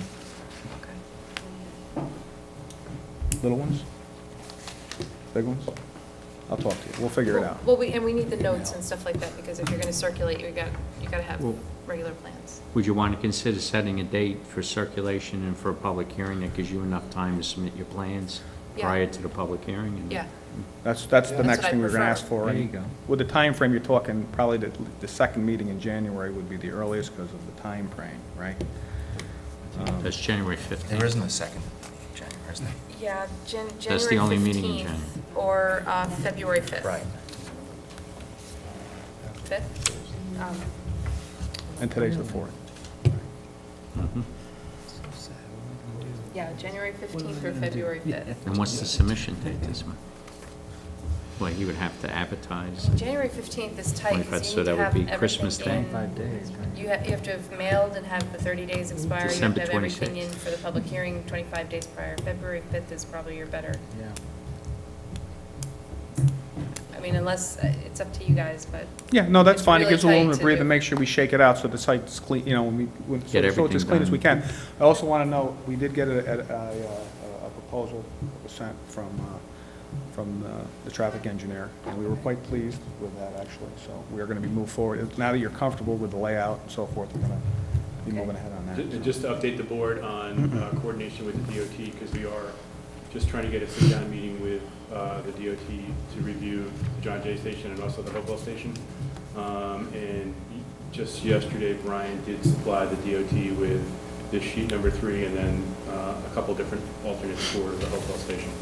So they are working on hopefully getting that meeting set up within the next week or so. Okay. So that would be. So I just want to clarify, because if we're making decisions on traffic, I want to make sure that the board understands what's being proposed and that we're comfortable with that. We took some preliminary look at traffic generation numbers from basically the existing site and then the proposed site. Just to give you just sort of some rough numbers, the existing site in the AM has an approximate generated traffic. This is total traffic entering and exiting of approximately 41 cars in the AM and 70 cars in the PM. Peak hour. Peak hour. And does that include the car wash? That includes the car wash. Okay. Then, in the proposed condition, with it being a convenience store with gas pumps and a coffee/donut with a drive-through, there are different ways to calculate it, and we still need to analyze this a little bit closer. So I'm going to give you the numbers for both of them. But when you look at it in terms of fueling positions, you got a little bit higher traffic in the AM. The traffic generated would be 221 cars in the AM and 187 cars in the PM. If you were to base it on gross floor area, the generated traffic in the AM would be 185 cars in the AM and 166 cars in the PM. So it's I'm sorry, over what period? It's a peak hour. Peak hours. Peak hours.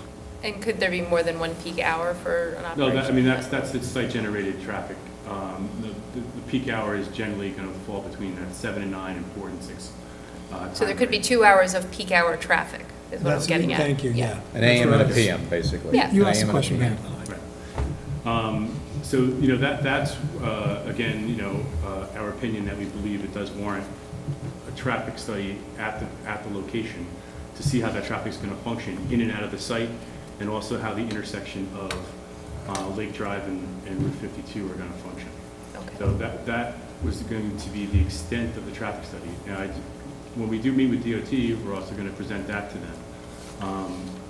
Even the layout of the left turn lane going in, that might be something the DOT would have some comment on, so we'll have to look at that. But studying the whole, that whole quadrant would satisfy that. The one thing I want to add, I think the applicant, when we went out to the field, they have some historical data, some of their stores being that he's involved in this, so I think we should just also take a look at their historical data and see how that jives up with your figures to make sure we're on the same page. I mean, we can look at the. So we should be doing that now, sounds like, before we really get with DOT 100%. What about competition with other stores in the Archway Plaza? I mean, is that going to be factored in? In other words, you know, there already is a donut shop very close by, so it's not like it's going to bring a lot of people to that area for the donuts, right? Well, what you actually factor in is there's a certain percentage of traffic that is passerby traffic. So it's not newly created trips. Right. It's just trips into and out of the site that exist, you know, that are generated from traffic already on the road. And that's what you would take into consideration there. Like those rates can range from 40% passerby traffic to 80% passerby traffic.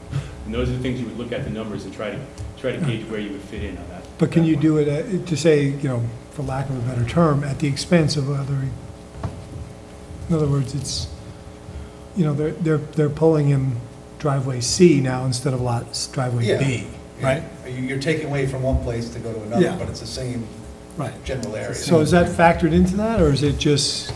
I mean, really, when we're looking at the traffic and the generated traffic, it's based from this site. We're not going to go look at a different site to see, you know, what potential impact it could have on there. Okay. Now, if they both survive, if they both turn out to be coffee shops or Dunkin' Donuts or some variation of that, you know, we can't. We may look at the numbers that get generated on the site, but I'm not sure that that's going to be the final scenario. Dunkin' Donuts subject on the drive-through. That's the deal I got with them. If I get the drive-through, they'll move. From historical businesses, the increase will be 20% for the drive-through for the business. Whatever the store does right now, the drive-through will increase the business by 20%. On Dunkin' Donuts, because we came on Wall Street and everything, they like to see their donuts in the gas stations more into the plaza, and they like to see drive-throughs. Do you have the data for that Dunkin' Donuts in Archway? Well, I could get it. That data, I think, we have a data for an average nationwide, $16,000 a week. But do you have it specifically for Archway that you could? Well, I could get it. Is the one in Archway moving over to this one, or are they? Yes, if I get something, we'll move it. It will move it? No, there's nothing guaranteed. Oh, no, there's no way in hell it's got to be both. Right. I think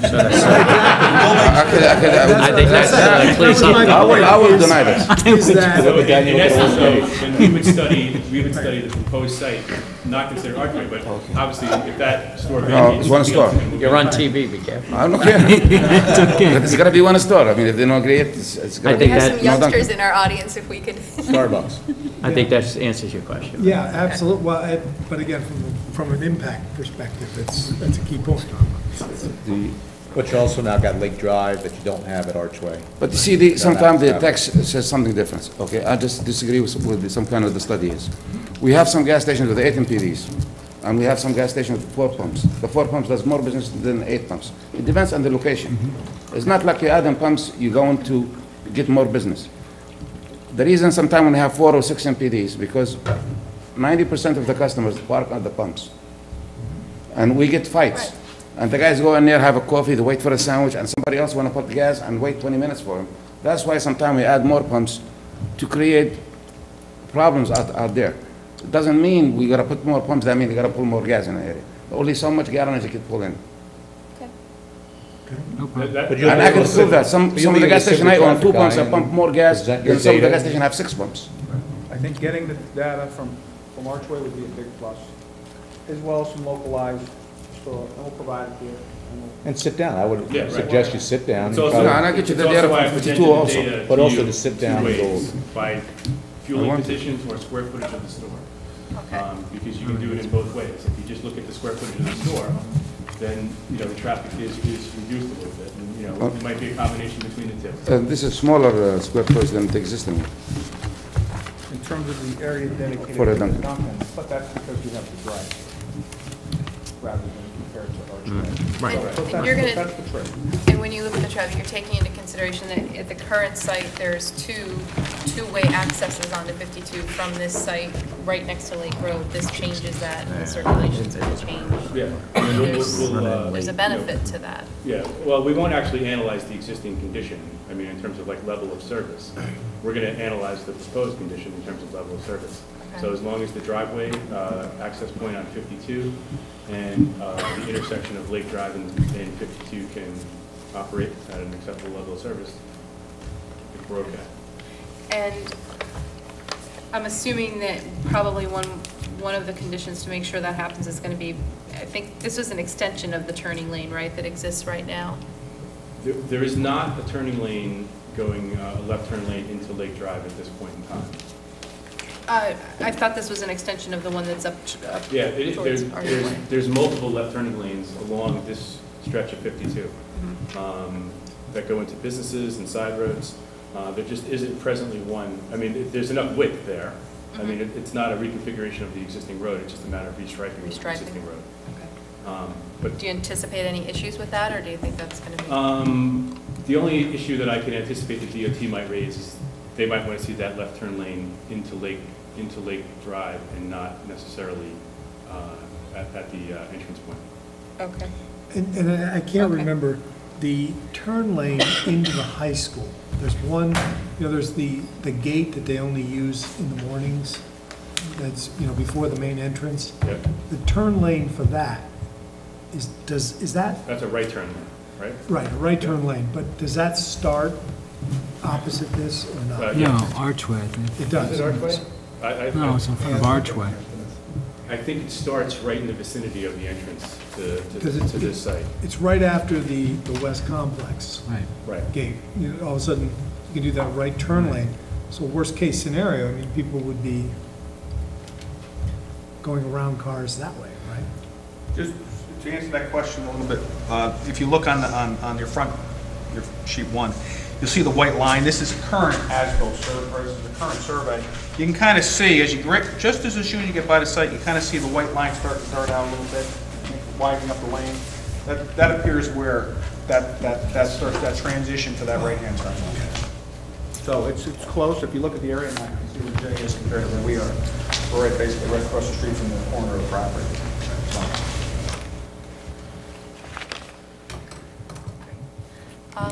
So Michelle, just to clarify, we're comfortable being able to circulate for lead agency, but we'll direct the applicant to work with you and Brendan and Joe to finalize the actual application package.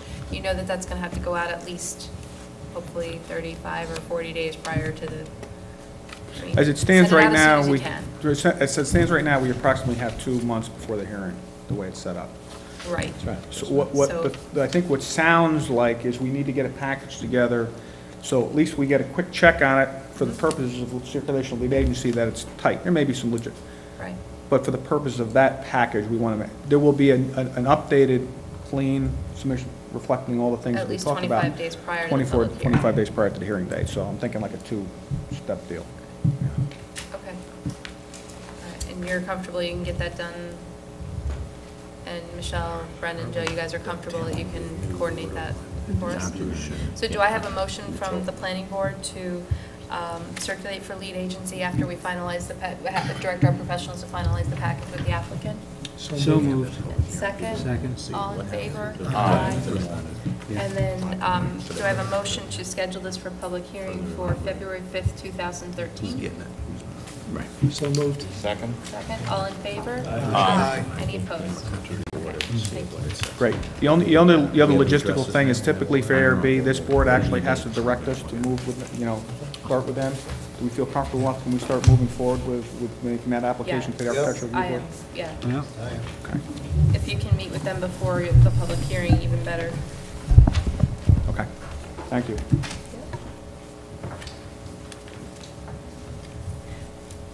Mike, I think you should complete the circulation, though, before you schedule with ARB. Right, at least get the package out before we, just so we know that you're. We meet the first Thursday, so we almost have a month to Okay. get that squared away and then get in front of that. Okay. All right, the next item on our agenda is the Hopewell Gas Station on Route 82.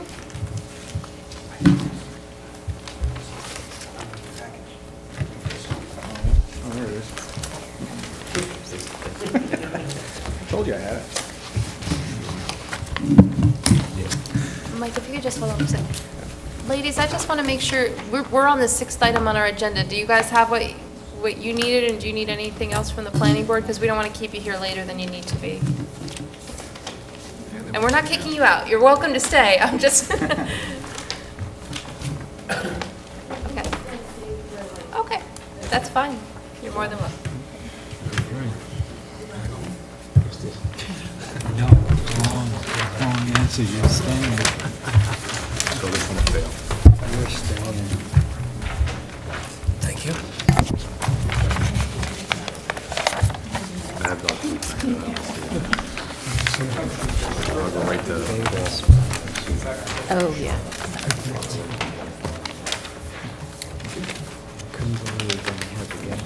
It caused a lot of other traffic problems.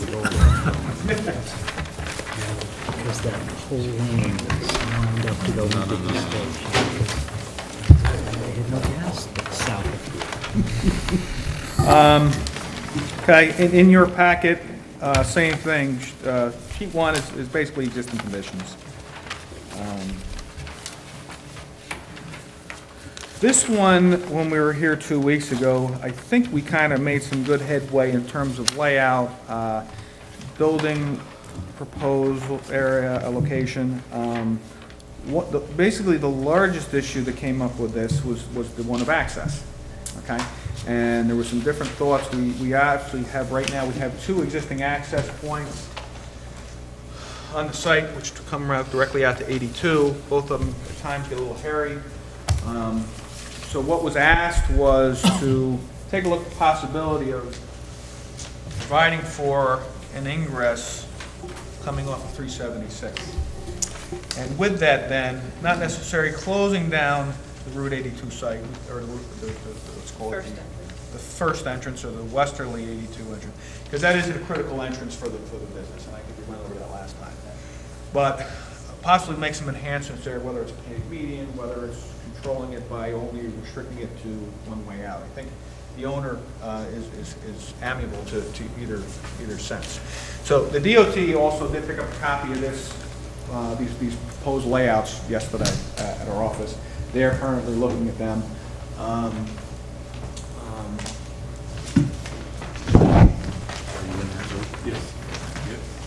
The long and short of it is, you know, again, I think the board was comfortable with the building location.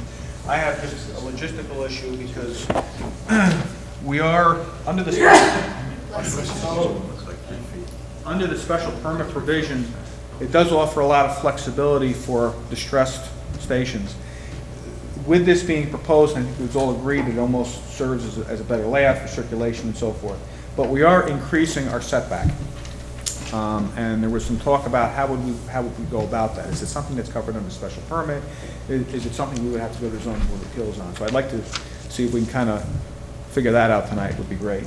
And then in terms of lead agency, I think the board was comfortable enough with circulating this, but basically provide these 2 alternatives, an A and a B. I think that's the way it was discussed and the way it was left, I believe. So that was the intent there. But effectively, I think those were the issues on the table. Has an issue if we have both layouts shared with the involved and interested agencies? Nope. Our only real issue with the layout, I mean, with the setbacks, was the pipe, I recall. Right, and I think... And the pipe worked. I think we're okay, because what happens, there's an easement in the back here. We were given the flexibility to be able to encroach within the sanitary easement itself without disturbing the pipe. But we have a situation here where right now we're if I recall, 13.2 feet from the back corner to this edge here. This is obviously going to be brought in a lot closer. We're probably more along the lines of 3 to 4 feet. That increases our nonconformity.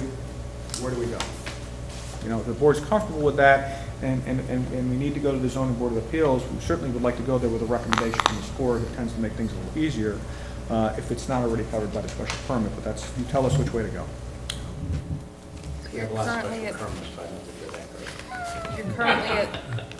1,300 square feet on the existing building. You're going to 2,350. And did the pumps change? They're exactly the same as they used to be, right? You just reinstalled the same. Okay. It's the same number of pumps. DOT shoots it down. Slightly larger building. Certainly, there's a modification in the size of the building, and we've tried to stay under that threshold. But the biggest advantage to this is the separation distances from the pumps to the building. So that's tight. Right. And, I mean, again, I think it really works in this instance because the front corner of the building, the front eastern corner of the building, out to the street, there, you could almost take that whole triangle, that side of the site, is essentially dead space. And we've talked about it before. You never see cars come in there or park there or do anything. It's essentially dead space. So now suddenly, you are suddenly using that space much more effectively.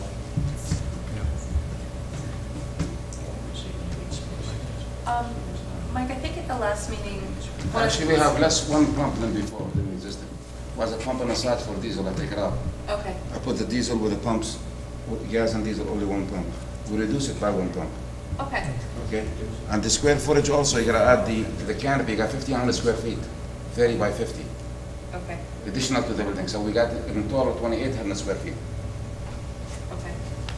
Thank you. Mike, I think we said at the last meeting that you didn't feel that a significant amount of your traffic was coming from 376 making the right and then the right into the station. Do you have a sense of that? Well, Mike, let me just give them a little bit of update on, because we do have a lot of traffic data for this intersection. Okay. So just to let you know, the number of vehicles making a right-hand turn at this intersection in the peak hours, the AM peak hour and the PM peak hour. In the morning, it's about 245 cars, and in the evening, it's about 371 cars that are taking that right-hand turn. It is a signalized intersection. It is a very efficient movement. So sort of addressing the concern you had last time about people might use it as a cut-through. They're getting through quickly. Yeah, it is right now a level of service A. I think the maximum delay occurs in the PM, which is about an 8-second delay, which is a level of service A. So it's easy to get to that intersection for right turners. And then what happens after that's a different story, but they can get to the intersection, making a right turn. So I just wanted to update you. Comparatively, do you happen to have there the volume of cars just going straight across 82, crossing that intersection? Just if you don't. Just the peak hour stuff. Yeah. I have them sitting in front of me. There's in the AM, there's approximately 656 cars traveling west and 325 traveling east. Okay. In the PM, there's 659 traveling west and 568 traveling east. Okay. So it looks like the westbound traffic is fairly consistent AM to PM. The PM traffic increases by a couple hundred cars. So cars going past the existing entrances, you're up close to 800 cars then, because you've got your right-hand turners off 376 and you've got everybody going straight on the eastbound. Correct. Yeah, okay. Yeah, even more than 800, right? So you've got potentially 30% of the folks that may be stopping there, give or take, are coming from 376. Yeah, I mean, I think there's certainly some traffic that's going to stop, or come off of 376. And I think one of the ideas about that access too is just really, really improving the delivery vehicle access and the fuel truck access into the site and through the site. What about, when people in the existing environment where people come and they turn right and then they try to go in the station, it's almost like you've got to go into the outer lane to get that angle to pull back in, right? I mean, so that it's going to decrease. Yeah, but there are a lot of people who do pull this one, and when they do, they come in and to get the angle, and so there's going to be a reduction of that. So I think it makes it for a much safer. Plus, to pull out and then brake immediately to turn, when there's a string of traffic going, it does. So it just makes it a safer flow. Mike, what also can happen is that right now, if that's still the tractor-trailer entrance, the median that's between this right turn in, right turn out has to be flush so the tractor-trailer can get in. If the 376 access is provided, that median can be raised to better control traffic in and out of the site, that you can really, then you force the right in, right out without any question. I witnessed a movement a few days ago where a car made a right on red and kind of pulled out in front of a car heading eastbound on 82, then to hit the brakes to pull into the gas station and almost, got it in the rear. So that would eliminate that type of movement. Right, that's exactly what yeah. It would certainly help it. I mean, you wouldn't restrict that right. But you mentioned it last time. I still repeat, you could just pull forward. You to the take that second right, driveway. a few cars, and half the time they don't have a blinker, and you're 2 inches off their tail, and they take a right in there, and blood pressure goes up and the whole bit. I go through there an awful lot. I've done a lot of research. Okay. I think the board is partial to the 376 layout, the layout with the entrance from 376. I agree, especially for the deliveries, it probably makes that circulation easier. This will require the relocation of the sign, I think. That's one of the little minor things to work out. Yeah. You see on that, shows on that little arrow. Just like, I mean, you could probably make it, but it's going to be pretty tight, so we. So I don't know, you'll have to show where you're going to slide it over to. I can't see, we can't see on this plan. Oh, it's right there, okay. Just to pull it away. The DOT is in possession of this plan and the previous plan, so they'll have that to make a comparison. And I think what's good in terms of trying to set up the appointment with DOT, to sit down and explain to them as to why this is being requested, because to them it may be an easy, we can't have enough. But if they understand it, then I think that'll go a long way. But I think the traffic counts tell the story pretty well, so. Not that the DOT doesn't know this intersection probably very well. Okay. Mike, was there anything else that changed on the, I'm looking at sheet 3 right now, anything else that changed on sheet 3 or sheet 2 that we should talk about?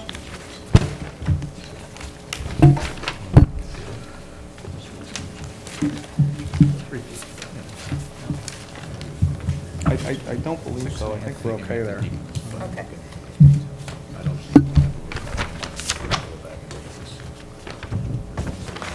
Yeah, the only logistical difference is, showing that additional access coming off of 376. The building Having the location two is the same alternatives. and all of that, yeah.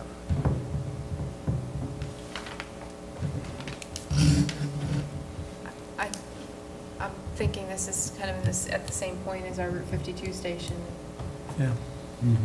As far as being able to finalize the circulation with 2 options for the plan, but. And I guess, Tom, as far as the referral to. You're allowed under the law to refer to the zoning board now. Even though we haven't circulated yet? With the general feeling that this would enhance the development of the site and zoning board and all that stuff. Is there any reason not to have the 376 entrance, except for somebody uses a shortcut? There was a time when there was the talk and the understanding was provide this and close this off. Yeah, but I'm saying to leave the 376 and leave that on. At this point, no. I mean, as long as DOT is okay with it. There's no disadvantage to doing it. The disadvantage? Yes, to making an entrance from 376 and leaving the other 2 entrances alone. Well, I wouldn't say there's a disadvantage. But No, that's what I'm saying. I don't see. The DOT is going to, they like to have the least amount of access points onto state highways as possible. So if access points can get consolidated or reduced. This is off a state highway. But this is one in, and we're taking a 2-way entrance right now and really making it a right in and right out. I mean, I think the justification of that is. Exactly. So I mean that's kind of the trade-off, and that's what we're going to sit down and explain to the DOT, that we're, this access on 376 makes what is right now a full access. It makes it better. There's no disadvantages that I can see at all, unless I'm missing something. But we don't want to make it wholly dependent on DOT approving this to be able to continue, right? That's the key, is you want to keep both options. It is their road, and that's why we're going to have a sit-down with them to explain the position of the board and so forth. But we need to leave Mike the option to say, if they are not on board with it, they refuse it, that he hasn't lost the time. And that's why what we're talking about is for the meetings, we'll circulate both. Oh, got it. Right. Circulate both plans. The building layout, we'll talk about that. That doesn't particularly change with one or the other. Because the I question don't was, think, why have we would you seen drop? this? We haven't seen the internal layout like we did with the other one. I'm not sure we Well, need I to, mean, I think the way it but that's is- not So a that- drive-through. To your point, just real quick, as far as the setbacks from my position, as long as the applicant makes a good faith effort, we can't control DOT, but as long as they make the good faith effort, I'm good. Okay. I would endorse it. So we have 3 orders of business, right? A referral, a motion to refer to the zoning board for the setback variance. Do we have a motion to? So moved. For the applicant? Second. Second, all in favor? Aye. And then I'd like a motion to direct our professionals to complete the plans for circulation for lead agency, and then a motion to actually do the circulation for lead agency. So moved. Second. Second, all in favor? Aye. And then, Mike, same date for the public hearing, or would you rather move them to separate dates? This one actually is even less involved, so if we could, you know, if we could keep them both the same, that'd be great, you know. Keep it the same, or you want it before that? Why don't we, logistically, why don't we keep them the same? Okay, so do I have a motion to schedule Hopewell Gas Station for public hearing on February 5th, 2013? Second. All in favor? Aye. And the other reason logistically too, from a ZBA standpoint, we would have our public hearing here. We've already been in front of the ZBA once for a discussion, and the public hearing for that would be the following week. So to get it 2 weeks earlier doesn't really save us anything. Okay. Same question with ARB? ARB, yeah. Take the words out of my mouth, that's fine. Okay. Great. Thank you, folks. All right, thank you. Okay.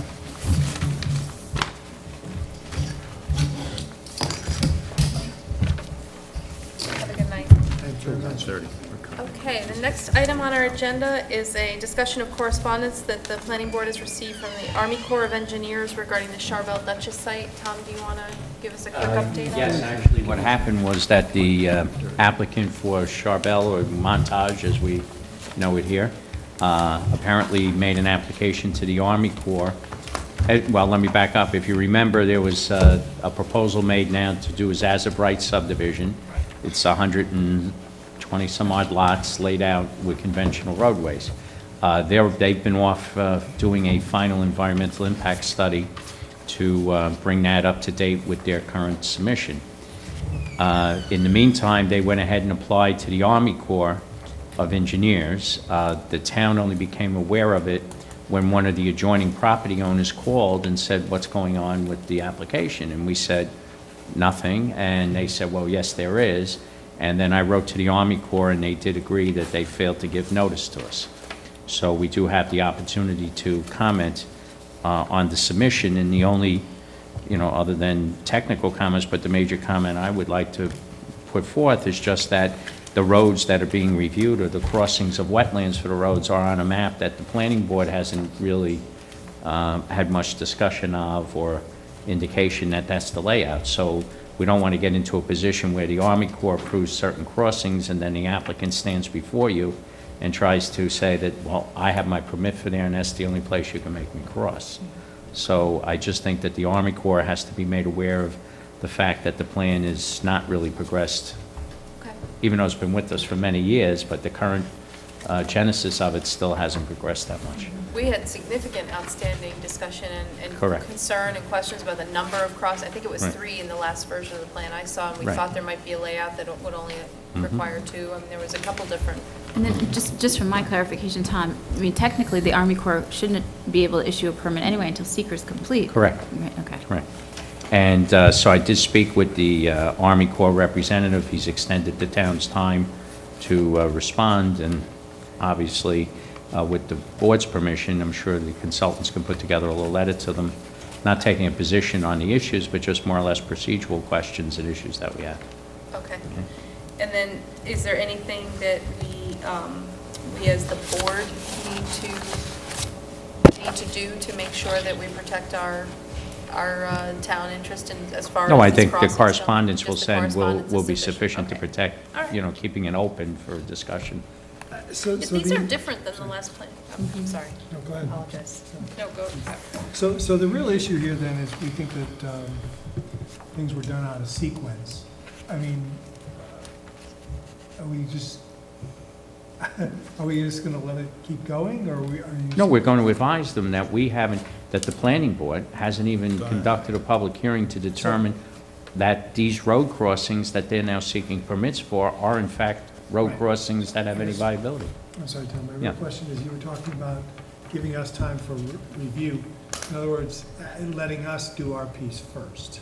And what kind of an extension were you? No, they gave us an extension to file comments with the Army Corps. Right. The comments with the Army Corps would be that to advise them as to the fact that you haven't even reviewed it in a public hearing forum, that the roads that are being proposed to the Army Corps haven't been subject to review by the town, that these locations may not even be the final locations, and that you have not even finished the conduct of your environmental review.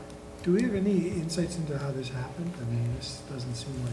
No, well, this is part of what we're trying to rein in. Like, as you know, for years, applicants jump the gun and go to DOT and talk to them. Right, okay. And then they come back and tell the planning board that the only location that they can have a curb cut is X.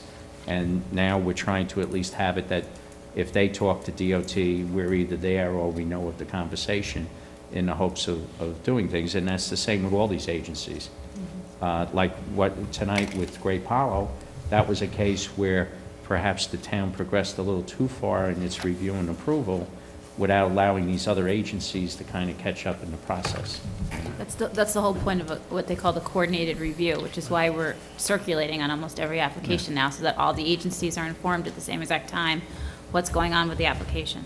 We're learning as we go.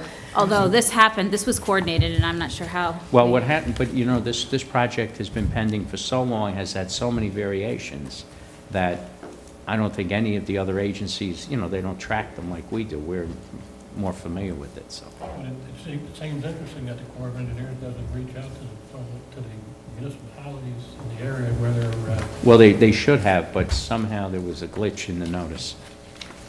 But I don't remember, that this is not the last layout that we No, the reviewed. last layout No, it's was- not. It's not even close to the last layout that we reviewed. No, Right. and that's, Okay. and that's the other issue, just because I think the applicant is preparing to resubmit an FEIS. And I don't, if you recall, the last time we went through the DEIS with the applicant, they kept changing their submissions midway, and it was very difficult to track which submission. We were responding to submissions that were like 3 behind what was currently being proposed. So that's one of my bigger concerns about this, is that we're now looking at, I mean, if this comes in the FEIS, that's one thing, but we need to make sure that whatever they submit in their FEIS document is at least consistent with what they're presenting to the Army Corps. Absolutely. Is our preference that the planning board be the one to direct the applicant to submit back to agencies like this, or do we just want them to inform us that they've done that and share with us what they're submitting? I mean, I really... Obviously, this has been done without the planning board being aware of it. Now we're in a position where the town is asking for more time to do, I mean, that's not the right thing. Well, I mean, the normal practice is that whenever an applicant submits to other agencies, they copy the planning board. So since that doesn't seem to be followed by a lot of people who come before us here, we might consider adopting a rule by the planning board that any application or any correspondence sent to other agencies must be made part of your record. And then, I mean, you could even take it a step further and request, I don't think we could make them, but we could request that someone from the town is represented at some of these meetings that they're having with these agencies, which we've done with the DOT before. Well, we're the lead agency, We're lead agency, but they're meeting, you know, with these agencies apart from us, but it would be nice for us to be involved in these meetings. And at least the ones where there's larger discussions going Even on. just by us being lead agency, shouldn't we be informed anyways? Well, you're Technically, ultimately I mean- informed of the official comments of the agency, but we're not part of any of the dialogue that happens before they come to that juncture. Okay. You know? And part of the problem is like DEC's point is that they're so understaffed now that when we send lead agency notice, it goes to their lead agency notice clerk. And if there's actually a wetlands permit comment or something, you really need to send a second set to somebody else.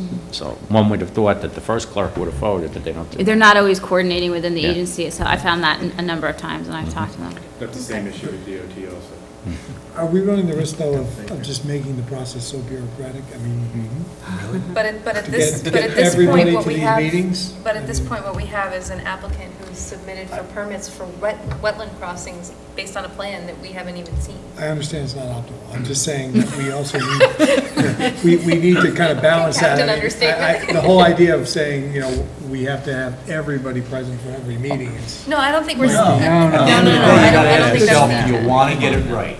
Right. One thing, You I want to agree get with it that. right. And certainly, we would have discretion, I mean, you know, just to know of a meeting doesn't mean you have to attend it. Right. But, I mean, and I think the Good town would point. be Well, making. that was what I was good- saying, as lead agency, shouldn't we be aware of these meetings? Yeah.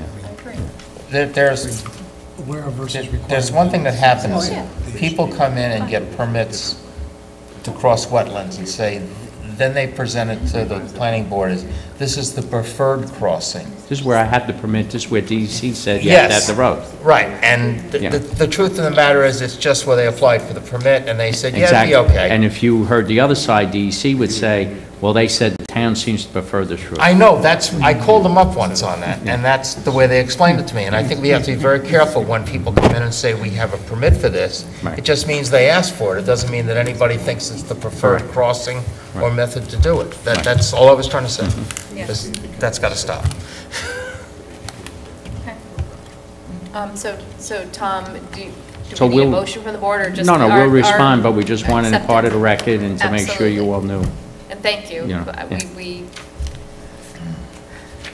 We do think that this is coming back soon, it sounds like, so, Yes, sooner than we thought, yeah. okay.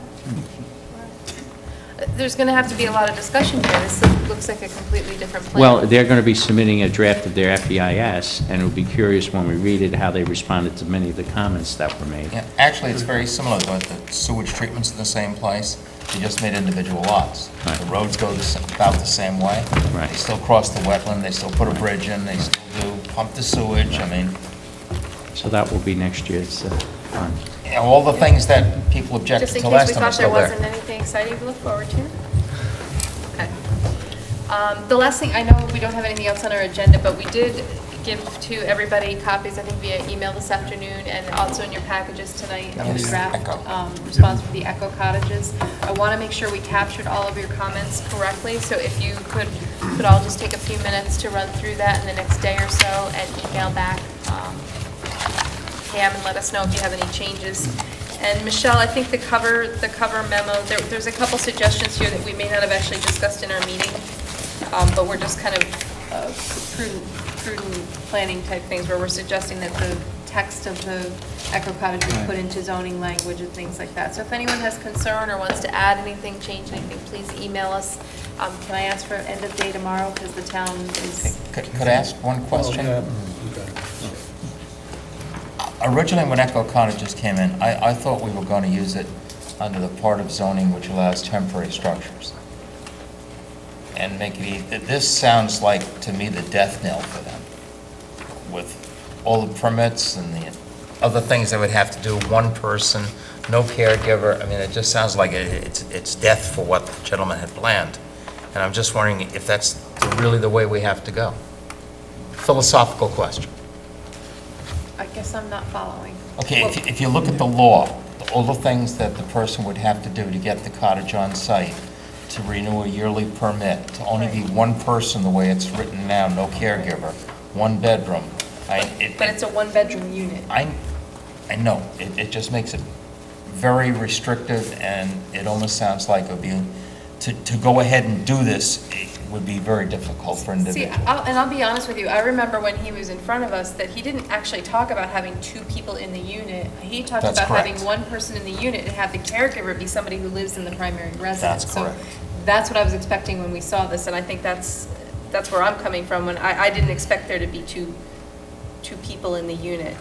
The way the layout was described, I mean, that kind of makes Yeah, somebody to me it sleeping on was, a you couch give or up the something. bedroom in the house, they have their independence, they could live outside and be disconnected and have kind of, you know, like a little kitchen and things they could do on their own, and nobody living with them, but it sounds like it's just gotten awfully complicated. And I'm just wondering, I was seeing that as a temporary structure, and I guess that doesn't work. Should be. Well, it's not, not under the temporary structure that's in the ordinance now. Have you seen that this has been in the news lately, not Echo, Yeah. Med Cottage? As a Yes. positive thing. Yeah, I saw a few things. But their cottages have like cameras in them, you know, it's set up like almost a medical, well, no, you know, grandma falls down. Yeah. They have a floor cam. Yeah. I'm We serious. also have This life is- alert for that, too. Intercom, and it costs. I can over see 100 intercom, but- It costs over about 120 grand. Wow. Yeah. For a temporary cottage, or these are intended? Yeah, for, so, yeah. Wow, okay. I don't know. just- Medically equipped. I just, kind of interesting, all of a sudden it's in the news, you know? But those were units you buy. Motion to adjourn. Okay. You don't rent for And then- $125,000. Wow. For $125,000. This seems like a more economical. Yeah, this one. solution. And, you know, again, on number 9, I think we outlined, we had talked during the meeting about a lot of these things, but we just outlined, here's what would go into an application package, just to put some structure to it. But your feedback, if it looks too onerous. I don't know how to fix it, though. I have no conception. I tried thinking of simpler ways to phrase stuff when I got the email, and I just couldn't. Everything I could think of has a negative side to it. Okay. You know, as soon as you just try and write something down to make it specific, yeah, you have to look at the unintended consequences. And I just went round and round and round saying, this is crazy. Okay. Well, we made our best stab at trying to capture the planning board's comments. I wasn't criticizing, I just saying I No, went. I understand. But again, it's a tight, Pam, is end of day tomorrow too late, or midday tomorrow? What's the, I know they wanted comments back sooner than later. End of day is okay? All right, so end of day tomorrow, if you can just share comments back with Pam, and she'll coordinate with Michelle and I to finalize the memo. We'll make sure you all get a copy of the final draft. Bob, to your point, if you want something in here that says some members of the planning board felt that this, you know, whatever, we'll put in No, whatever it you was think. just me. That was my impression. I'm not meaning to give that opinion to anybody else. That was my impression. But either way, I do want to compliment Michelle for the write-up, thank you. And capturing it all. Agreed. Nice job. Okay, thanks, guys. Do I have a motion to adjourn? So moved. Second? All in favor? Aye. Thank you.